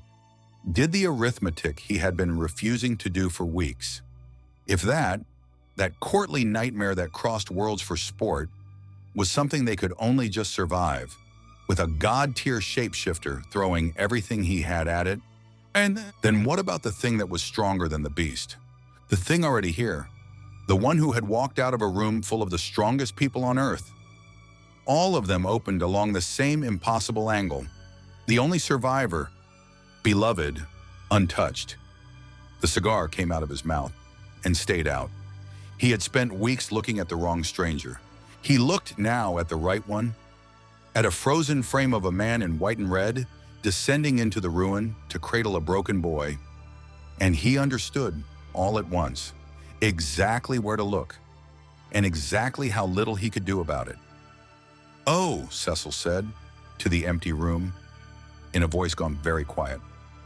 "Oh, no. I have seen 312 Earth's End, and the script rarely changes. The trap is never the monster standing in front of you. The trap is the monster you brought the medicine for, sitting in your living room, holding the spoon." Cecil sees it now. Ben has seen it for weeks, and the boy in the dust is still convinced his father is coming to save him. The thing about the dead, once a man named Sinclair was finished with them, was that they had been improved. They came up out of the lower levels in a column that did not break and did not tire. Bodies that had once been people, opened and refitted, steel sutured into the seams of them, a red light burning where the wanting used to be. They did not flinch when they were hit. They did not bleed in any way that mattered. A blow that would have ended a living man only rearranged one of these, and it came on anyway, dragging the wrong half of itself. Reaching with a hand that had been bolted back at an angle no living wrist allowed. The teen team was good, and the teen team was losing ground. Because you cannot frighten a thing with nothing left to lose, and you cannot put down a thing that was already dead the first time. Eve threw walls of pink light, and the dead climbed them. Rexplode blew 3 apart at the knees, and the 3 halves kept crawling. For once, the detonation kid had nothing to say. Mark waded in swinging. Every reanimated thing he put through a wall got up slower and got up. Ben hit the watch and came up orange and furious, all claws and grievance. For once, the watch let him finish. He took one of them by the steel of its spine and tore it straight out through the chest plate, the wet screech of sheared metal mixing with the snap of dry vertebrae. Nobody gets up twice. He dropped the top half, drove a heel through the remaining hip, and reduced the cybernetic spine to a cluster of sparking alloy. No green stutter, no early timeout. Mark managed, ducking a swing that took out a concrete pillar. It held that time. It was the last easy thing the night allowed. The drone hung above all of it, calling angles in its smooth, unhurried voice. Until a reanimated brute built like an industrial press lunged from an overhead vent and crushed it into the floor. The casing split with a wet pop, spilling oil and wire. What rolled out was not an engine. It was a screen. And on the screen, a face. Young, drawn, terrified. A boy in a bed somewhere far from here. Wired into the thing he had been steering all along. "Keep fighting," the face said. The smooth voice gone, a real and shaking one underneath it. "Please, I'm still here. I'm just not there. I never was." Rex stopped mid-swing. "Rudy?" Something complicated moved across his face. The way you look at a friend who turns out to be a stranger, and a stranger who turns out to be a friend. Then his eye went past the broken drone to a tank at the back of the lab, a body half-grown in cloudy fluid, a body wearing his own jaw, and the complicated thing became something with no name at all. There was no time for any of it. The dead did not care who anyone was. A reanimated thing the size of 2 men caught Mark and Ben both, and drove them together, chest to chest, hard enough to empty the air out of them. And in the half-second of contact, where Mark's bare arm crossed Ben's, the watch did the thing it had done to a god killer 2 nights ago. It reached, it sampled, it read. Ben felt the readout land in the borrowed quiet the watch kept, the way he'd felt it flag battle beasts, a pattern, a blueprint, a new shape filed and ready to wear. This one came back wrong, not wrong like broken. Wrong like a door opening on a room he'd been told was a wall. The blueprint of Mark, this clumsy, golden, good-hearted kid who threw garbage into orbit and apologized to trucks, read as not entirely human, a strand in him that belonged to no Earth Ben had ever stood on. He had never sampled a thing like it, but he had felt its shadow once, in a drainage culvert. A dying invader from a world that had spent 10,000 years learning what to be afraid of. Taking one look across the city and choosing to die rather than share a planet with whatever lived in it. The invasion had fled something not of this Earth, and here in Ben's arms was half the proof of what it had been. Grown in a good kid who didn't know he was carrying it. Mark was part something from somewhere else, and there was exactly one somewhere else in Mark's life it could have come from. The pattern Ben had carried since a police line, the single impossible vector, the team killed before it could be a team, the thing at the top of the chain a whole war had run from, turned over once in the dark and locked into its final shape. He had known the man in white and red was a killer. He understood now that the man was not a man. The watch offered him the new form, a door he could open, a shape with the make to stand against the thing in the warm house. He holstered it. He did not draw it. He would carry it and never touch it, because to wear it was to admit what it was made of. And there were things Ben was not ready to be, even to win. Then the column from below became a flood, and choosing ran out. They were going to be overrun, too many, too tireless. The dead filling the lab faster than 4 exhausted kids could unmake them. Mark was bleeding from somewhere. Eve's walls were thinning. Rex was down to single shots. Ben hit the watch, and reached past the brute and the giant for something he had never let out on this world, and got it. What stood where he had been was small and white and almost delicate. And then it opened, emitters unfolding along its frame like a thing tuning itself. And the air in the lab changed character. It did not throw a punch, it did not grow. It found a note. The note arrived in the teeth and the breastbone before the mind could name it, below hearing and above it at once, pitched with terrible precision at the resonance of welded steel. Every cybernetic seam and every dead thing in the room began to sing, then to shake, then to come apart at the exact joints where the living had been bolted to the machine. 100 wrong bodies shivering to pieces in a single instant. The red lights guttering out as the frames that held them simply stopped being frames. The flood that did not stop, stopped. Mark lowered the arm he'd thrown over his face, ears ringing, and looked at the small white thing standing in a drift of still dead, and at the silence where an unkillable tide had been. "Okay," he said, hoarse. "New one." The watch was hot enough to scald when it dumped Ben back out, ticking and clicking, spending more than it had left to spend. But that was not the cost that sat heaviest. The cost was the door he had not opened, holstered and humming at the edge of every form, made of a thing he now knew the source of. After, in the quiet, the team cracked the way things crack after a strain. Mark went to Eve and said the wrong thing, the way you do when you're 17 and frightened, and someone you might love nearly died beside you. And Eve heard the wrong thing underneath it, and they came apart a degree. The same degree Ben had watched two people come apart at a kitchen table, 2 planets ago. Rex sat alone with his eyes on the tank, and his own face floating in it. Rudy's borrowed voice tried to hold them all together from a screen, and could not. Ben sat a little apart from it, the outsider they each told things to because he belonged to none of their histories. He gave Mark the true thing instead of the kind one, and Mark, who needed the true thing, took it.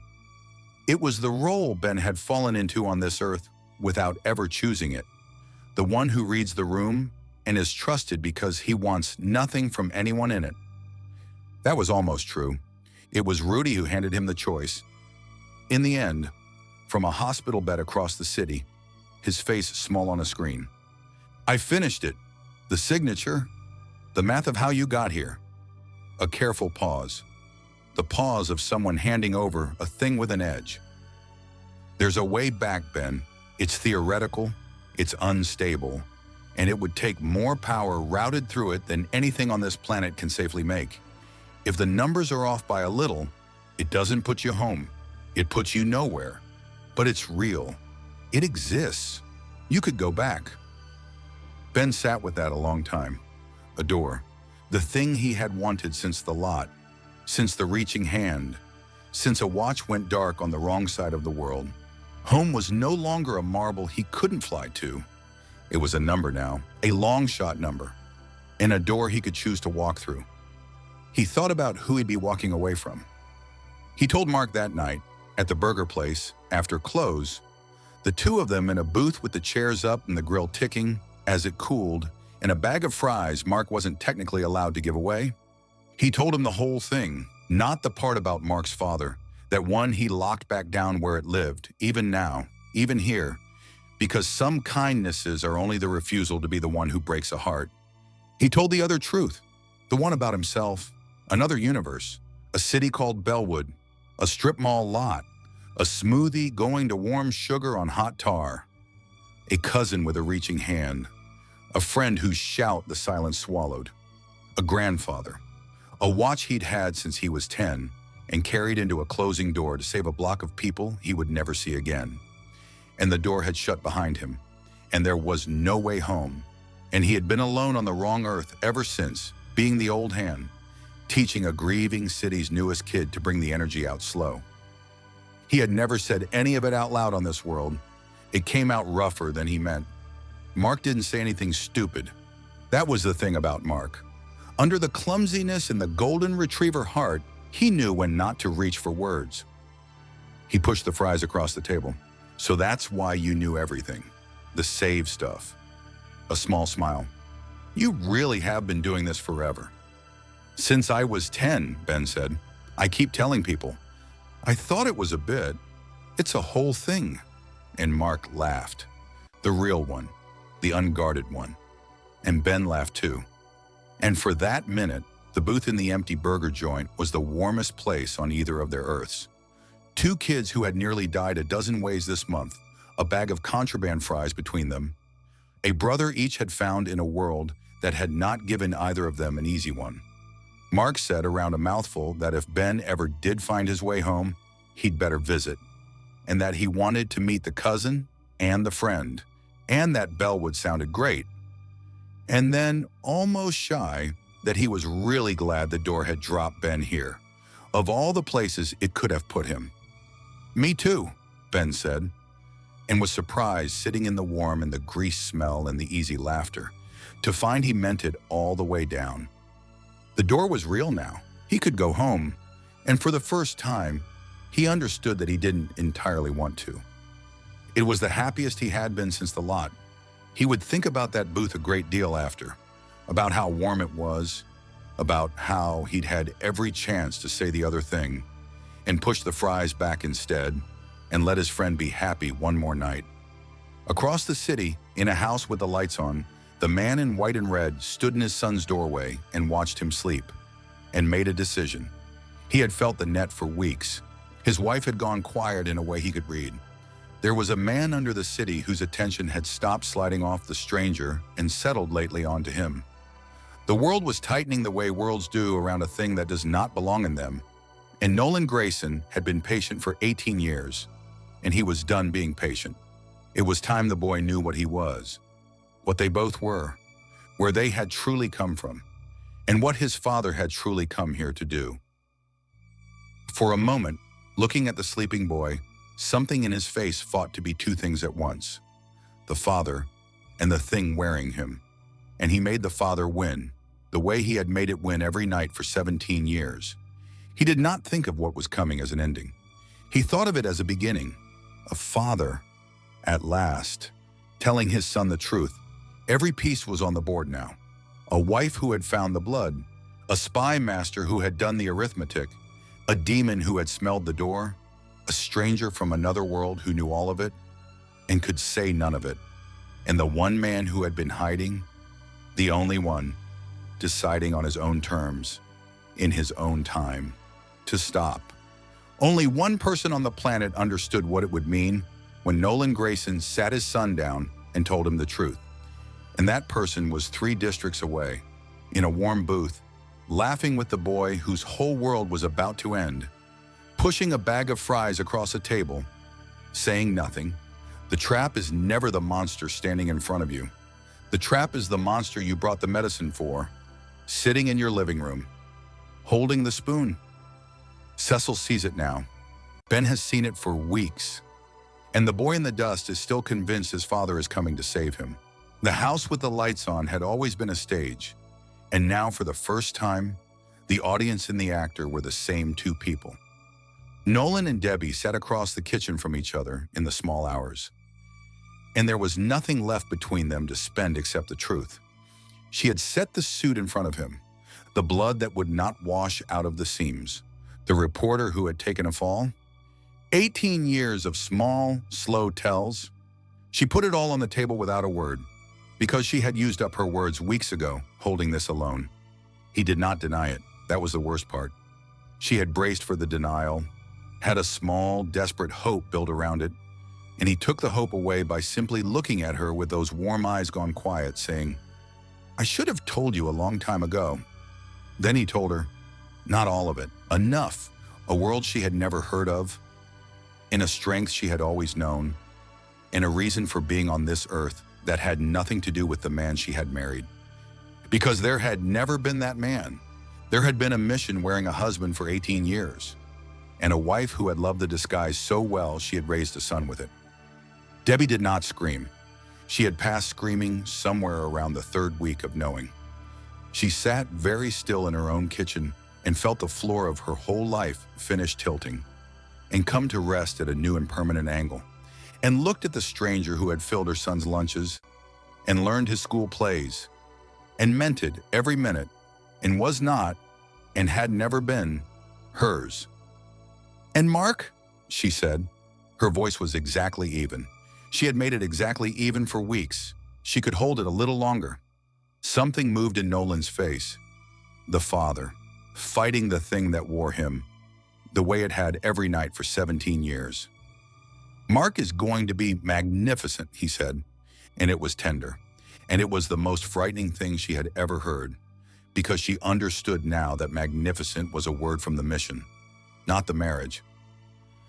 Cecil Stedman went to see Omni-Man in the daylight on a rooftop with no weapons he bothered to bring, because he had finally understood that there were none worth bringing.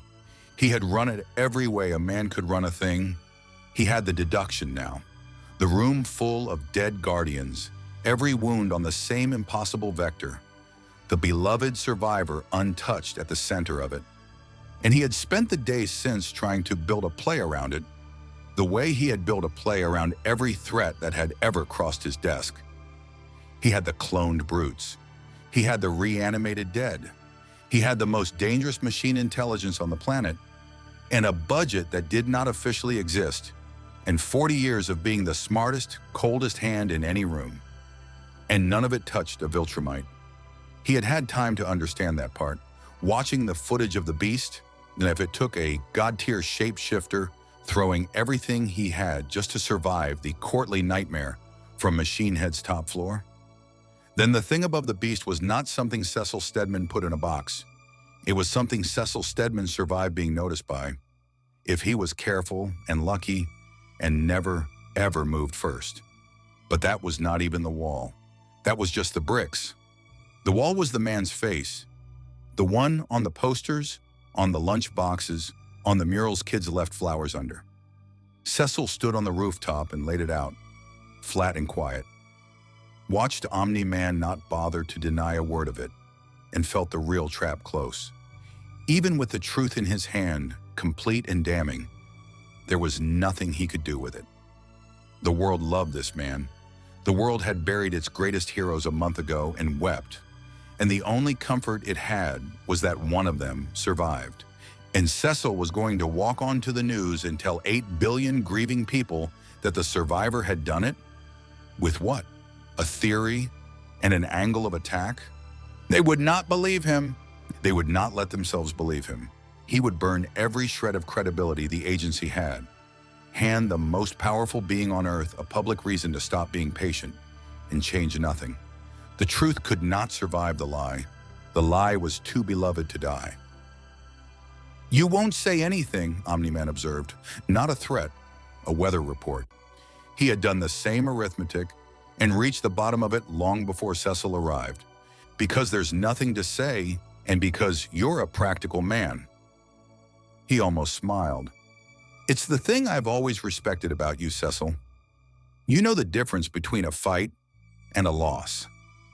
Cecil chewed an unlit cigar to paste and said nothing, and hated that the monster was right.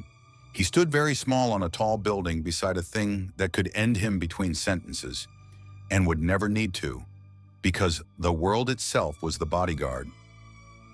The detective came because the detective could not do otherwise. It was the one thing Dark Blood and Ben had in common, though neither would ever sit long enough to learn it. He found Omni-Man over the city at dusk, and he did not bother with the optics, because demons from a place beneath this one do not care about lunchboxes. He named it to the killer's face: the murder of the Guardians, the single vector, the scent of sulfur and old iron worked into the wounds, the cover worn over the act like a clean coat over a butcher's apron. He had no proof a court would take. He had a nose that did not lie, and a sense of justice that had survived hell. And he stood in the air and accused the most beloved being on the planet of the worst thing it had ever suffered. It was the truest thing anyone said out loud in the whole arc. It was surgical, and it was complete. And the one who said it was, in the saying, more exposed than he had ever been. A creature with no standing on this world, no allies, no one who would miss him, hanging alone in the sky in front of a thing that killed gods, telling it exactly what it was. Omni-Man heard him out. Then he took him by the throat, almost gently, the way he did everything, and drove his fingers through the creature's esophagus until the dark hellfire bled out like black grease over his knuckles. He carried the writhing thing up and up, past where the air thinned to nothing, and opened a rift that demons are banished through. He tore the detective's jaw clear of its hinges to silence the curse mid-breath, and shoved the shattered remains out of the world entirely. Not just defeated, dispatched, reduced to meat and cold smoke, sent somewhere far enough that the one witness who knew and could not be argued with simply ceased to exist on this earth. The mask was sliding now. There had been a time he would have arranged an accident, staged a fall, kept the disguise seamless. He did not bother. He removed the inconvenient creature the way a man tears a wasp in half with his bare fingers, openly, because the sky was his, and everyone below had already decided not to look up.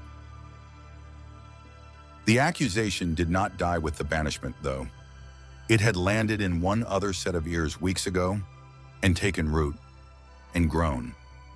In a stranger from another world who had read the same wounds at the same police line and arrived at the same surgical truth and could no more act on it than the demon could now. Ben had known since the first night. He understood that now, sitting with it in the dark, that he had read the whole thing at the tape, the single vector, the team killed before it could be a team, the beloved survivor who was the only thing fast enough, and that everything since had only been the world slowly catching up to a kid with a dead watch who had seen it all in the first hour. The scan had been the last piece. Mark's blueprint, the alien strand in a golden-hearted boy who threw garbage into orbit, half of something from a world that an entire invasion had fled rather than share a planet with. Ben had carried the pattern since a drainage culvert, in the math since a police line, and the watch's reading had locked the final tumbler. The man in white and red was not a man. He was the thing the dying Flaxen had looked at and chosen death over. He was the thing at the top of the chain a 1,000-year war had run from. And he was Mark's father. The form sat holstered at the edge of every shape Ben could wear. The Viltrumite form, copied off a boy he had nearly watched die, made of the exact thing he had just learned to fear. The one shape with the make to stand against the thing in the warm house. A loaded gun. He could feel it there, humming, the way you feel a held breath. He would not draw it to where it was to be made of the same stuff as the monster. And there were things Ben would not become even to win, even now, even with the net closing and his friend's whole world one conversation from ending. He could have gone home. That was the part that sat strangest. Rudy's door was real and waiting, a long shot, an unstable number, but a way back to Bellwood and a reaching hand, and everyone who had ever known his name. He could have stepped through it tonight and let this world's horror be this world's problem, and no one would have blamed a stranded kid for going home. He stayed. He had chosen it in a booth 2 nights ago, over a bag of contraband fries, and he chose it again now in the dark. And this time he understood the shape of what he was choosing. Not the door home, the brother on the wrong side of a truth that was about to detonate. He would stay, and he would try to be standing next to Mark when it did, and he would try, without breaking him before it broke him, to get some warning into a kid who was about to learn that the best man he knew was the worst thing on the planet. And there was a cold, strange armor in what Ben was, sitting there in the dark, that he was only beginning to understand. The monster in the warm house owned this world through leverage. Through the people you loved, the self you protected, the place you called home, the future you wanted. It was how he held Debbie. It was how he would hold Mark. And he had none of it on Ben. No family on this earth to threaten. No fixed shape to break. Ben could be 10,000 things and was reducible to none of them. No history here to use, no record, no name, an unknown quantity that read on every sensor as a door that had not finished closing. There was nothing of Ben for the conqueror to take hold of, and now, impossibly, holstered, refused but real, Ben had the one thing that had always made Viltrumites untouchable. He was, when he chose to be, their own kind. The monster's strength had no purchase on the one person in the city who had no handle for it to grip. The comedy was gone by then. Ben noticed it the way you notice a sound has stopped. The running joke that had carried him through a month of horror, the tiger and the full name rants, and the it's a whole thing. All of it simply not there anymore. There was nothing left to be funny about. The seam had closed. A kid who deflected everything with his mouth sat in the dark with nothing to deflect, because the thing coming could not be deflected, only met. Across the city, in the house with the lights on, the man in white and red came to his son's door, and this time he did not stand in it and watch the boy sleep. He woke him gently, the way he did everything, and said there was something they needed to talk about. Somewhere private, just the two of them, a father and a son, a long time coming. Mark went because he loved and trusted his father and had no reason on this earth not to. Debbie watched them go from the top of the stairs with her even voice finally failing her. One hand pressed over her mouth because she knew exactly what conversation was about to happen, and there was nothing she could do to stop it. Cecil watched from a screen in a room that did not exist, helpless, the smartest man in the world reduced to an audience. And 3 districts away, a stranger from a falling sky who had known the truth since the first hour and carried a loaded gun he refused to fire, was already moving. Running through a city that loved a monster, toward a private place where a father was about to tell his son the truth. The one person alive who understood exactly how much it was going to cost, and terrified he would not be fast enough to matter. The trap is never the monster standing in front of you. The trap is the monster you brought the medicine for, sitting in your living room, holding the spoon. Cecil sees it now. Ben has seen it for weeks, and the boy in the dust is still convinced his father is coming to save him. The man took his son up to where the air went thin, and the city below turned into a circuit board. And there, with the whole sleeping grid spread out under them, he told him the truth. He told it plainly. That was the worst of it. That a thing this size could be delivered in a level voice, the cadence of a man reading off a receipt. He was not from Earth. The world he came from was called Viltrum. And Viltrum did not have heroes. It had an empire, and the empire had a method, and the method was simple. You arrived on a world, you measured it. If it was strong, you took it. If it was weak, you cleared it and took it anyway. He had been sent here the way a man is sent anywhere, with a job, the cape, the marriage, the 20 years of birthdays and scraped knees and bedtimes. All of it was the long approach, reconnaissance with a wedding ring. And the guardians of the globe, the 7 strongest people this planet had ever made, he had not failed to save them. He had been the one in the room. Mark heard it the way you hear a number that will not add up. He kept waiting for the part where it turned into something he could hold. It did not come. Then his father made the offer. And the offer was the real horror because his father meant it as a kindness. Rule it with me. You have the blood. You will outlive every face down there twice over. The friends, the girl, all of them gone in a blink while you stay exactly as you are. So stop pretending the blink matters. Stand with me. We will do it the right way, the strong way, together, forever.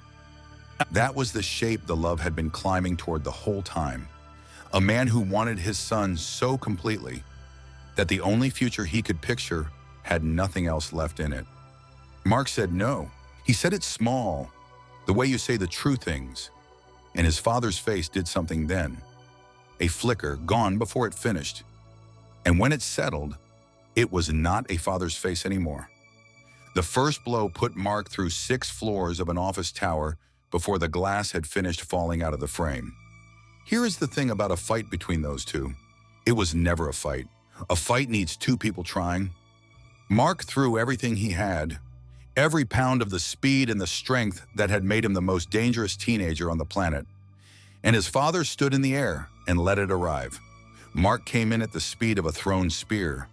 Both fists, all of it. The man leaned 3 inches. A small, almost courteous shift of the shoulders, the way you tilt to let someone pass in a hallway. And Mark's own momentum did the rest. The force he had built to break his father broke against the angle his father gave it, and his arm folded the wrong way. The sound it made was a wet click. That was the obscenity of it. A thing that should have leveled a block registered as a small snap. And then the boy was a shape going backward through a billboard, and the man had not moved his feet. He did not watch him fall. He flicked a fleck of dust off one knuckle and waited for the boy to come back up, because he would. That was the cruelty the blood guaranteed.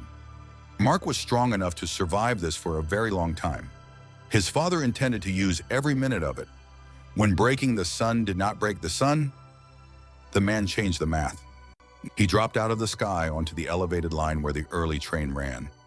The 640 packed shoulder to shoulder with people whose whole ambition that morning was a seat. And he took hold of the lead car the way a man takes hold of a bat. His voice came up to where Mark hung bleeding in the air. It was not a shout. It was lower than that, a thing that arrived in the breastbone before the ear caught up. "See it my way," he said, "or watch them learn it the hard way." And he swung. The train came apart down its own length.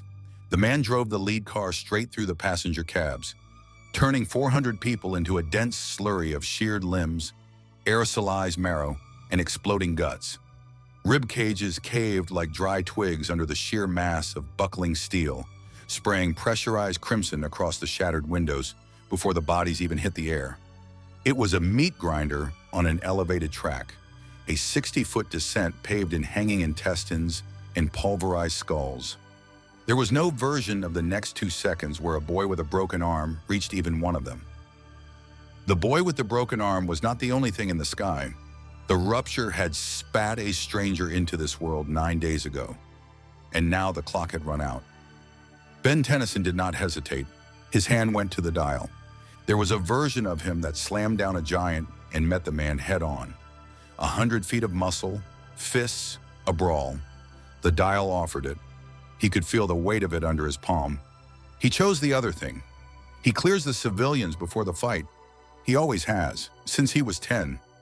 The first slap put a blue creature into the air whose breath turned the temperature of falling bodies to nothing, flash freezing the cascading blood and catching 36 survivors in suspended phase, straight through the steel frame. The second flooded the wreck with 100 small white copies of him, intercepting the falling wreckage, weaving through flying shrapnel and severed torsos to drag the living out of the red mist. And the third put a red giant's open hands under the largest section of train still coming down. Not to throw it, not to hit anything with it, to catch it, to set it on the ground the way you set down a sleeping kid. He did it, barely. The light at his chest stuttered toward red, the speed bleeding out of him with every clone that winked out half a second early. 400 people, half of them covered in the wet remnants of the less fortunate, stood on the ground, alive. Not one of them understanding what had almost happened to them. The leverage was gone. The man had nothing left to swing, so the man, robbed of the lesson, decided to skip to the end. He was on his son before the red giant had finished fading, and Mark's broken, spitting blood, one arm hanging uselessly by a shredded tendon, reached for him one more time, not with a fist, with the only thing he had left that had ever worked on anyone. "You are still my dad," he said. He had been saying it the whole way down, to his mother across the kitchen, to himself in the dark. The line that had held his whole world together by main force. It did not hold this one. The man drew back his hand to finish it, and there was no flicker this time. No almost. He meant it. A real blow, the killing kind. The kind there is no surviving even with the blood. Coming down to cave his own son's skull into a red paste. His hand went to the dial, and his hand was shaking, because the form offered was the one he had carried holstered since the day it scanned the boy mid-grapple. The one he had refused to draw through this entire war. To pull it was to become the thing this world had spent 1,000 years being afraid of. To wear the enemy's own face. He looked at the blow coming down on Mark. He slammed the dial. What stepped into the path of the killing strike was a Viltrumite. Broad, impossible, built on the same brutal blueprint as the man throwing the punch. And on its chest sat the green sigil of a clock from another universe entirely. The blow landed on Ben instead, and nothing happened. The man had thrown that exact strike 1,000 times across 1,000 years, and every single time the target had detonated into a cloud of pink mist and shattered bone. This time it met a body that simply declined. No stagger, no slide. The stranger took the punch built to erase a Viltrumite on a Viltrumite frame and looked back at him over the top of it, unmoved, with someone else's eyes. What came after was not a fight Ben could win, and there is no pretending otherwise. The man had 500 years. Ben had 30 seconds in the body and a system that was already dying. So it stopped being about winning. Ben flew with him and took the hits, and the hits were the kind that peel meat from bone, split sternums, and rupture organs. But the skin held because the blood ran in this borrowed shape too. He hit back, his fist cracking against the man's jaw with the force of collapsing artillery, and not once did he try to make them final. He could have aimed for the throat, driven a fist through the breastbone to tear the heart out. The body he was wearing was built to deliver it. He aimed everywhere else. He put his own back over the broken boy on the ground and met the father in the air, taking a kick that split his shoulder open in a spray of thick red. And when the man opened his throat to the worst of it, when ending him would have ended all of it, Ben did not take the kill that was sitting right there. He met a Viltrumite as a Viltrumite, and he refused to be one. That was the thing the man could not get his hands around. The man's whole life was a proof. Strength was the only real thing. Everything soft was a wound the universe had not gotten around to yet. Mercy was what the weak called their own helplessness to make it bearable. He had torn 7 of this world's strongest to pieces to underline the point. He had nearly flattened his son's rib cage to finish the sentence. And here was his own kind, unmistakably, impossibly his own kind, standing in front of him doing every single thing he had spent 5 centuries calling weakness and not breaking, taking the unsurvivable and surviving it, choosing the soft thing on purpose from inside the hard body with the kill unused. His hands began to shake. They were gentle hands when they were not being the other thing. They had crushed a glass at his own kitchen table without meaning to. They had set his son's bones with a tenderness that should have been mercy and was its own kind of horror. Now they hung in the air over a son he had nearly murdered, and a stranger he could not place in any plan he had ever made. An opponent he could not predict, could not threaten, could not leverage, and could not be, and they shook. He looked at the stranger wearing his face. He looked at the boy on the ground who was also underneath exactly this, and he stopped. The stopping was the whole thing. He did not say it. He would never say it, but his fist came open, and the war went out of him all at once. A man who had ended worlds without a flicker stood in the air over a wrecked rail line and could not throw one more punch. The light at the Viltrumite's chest, failing since the rupture first coughed Ben into this world dark and useless, finally gave out. For real, all the way. Nothing held in reserve. The borrowed shape came apart in green light and set a spent human boy down on the broken track. Swaying, powered down to nothing, every transformation gone. Ben dropped out of it. What was left was just a kid from somewhere else who had nothing more to give the moment and had already given it everything. The last of it belonged to the two of them now, father and son, the way it was always going to have to. The man looked at his boy for a long time. Then he said the thing that had been a lie before it finished leaving his mouth. It meant nothing, he said. The years, you, all of it, nothing. And the lie stood exposed in the same breath. Because a thing that means nothing does not stop your hand. A thing that means nothing does not turn a man's own unbreakable hands into something shaking and useless over the bleeding body of his son. He had stood at the very end of his own argument with the kill in his fist. And the part of him he had spent 20 years calling cover had reached up and taken the weapon away. He wept, once hard, the way the structural things break. And then he went up, past the thinning air and the circuit board city and the blue edge of everything, out to where there was nothing left to lie to. Mark watched him go, He did not call after him. He let the lie stand, the way you let a man keep the one thing he has left, and he let him leave. The monster was gone, not dead, gone. Somewhere out past the sky was a man who would have to live inside what he had just learned about himself. And a day might come when he turned around and came back down. That was a door, and it stayed open. On the ground, Rudy's machine was humming, the long shot, costly and unstable and real, the way back across the rupture, the same door Ben had stood in front of twice now and walked away from both times. Choosing this world, choosing the brother he had found in it. This time he did not walk away. There was nothing holding him here anymore but the holding itself.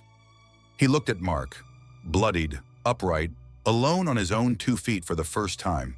No father in the sky and no stranger to stand beside him. "You are going to be fine," Ben told him. "Better than fine. This whole world is about to find out what it has got." He pressed the cold frame of the device into the boy's hand.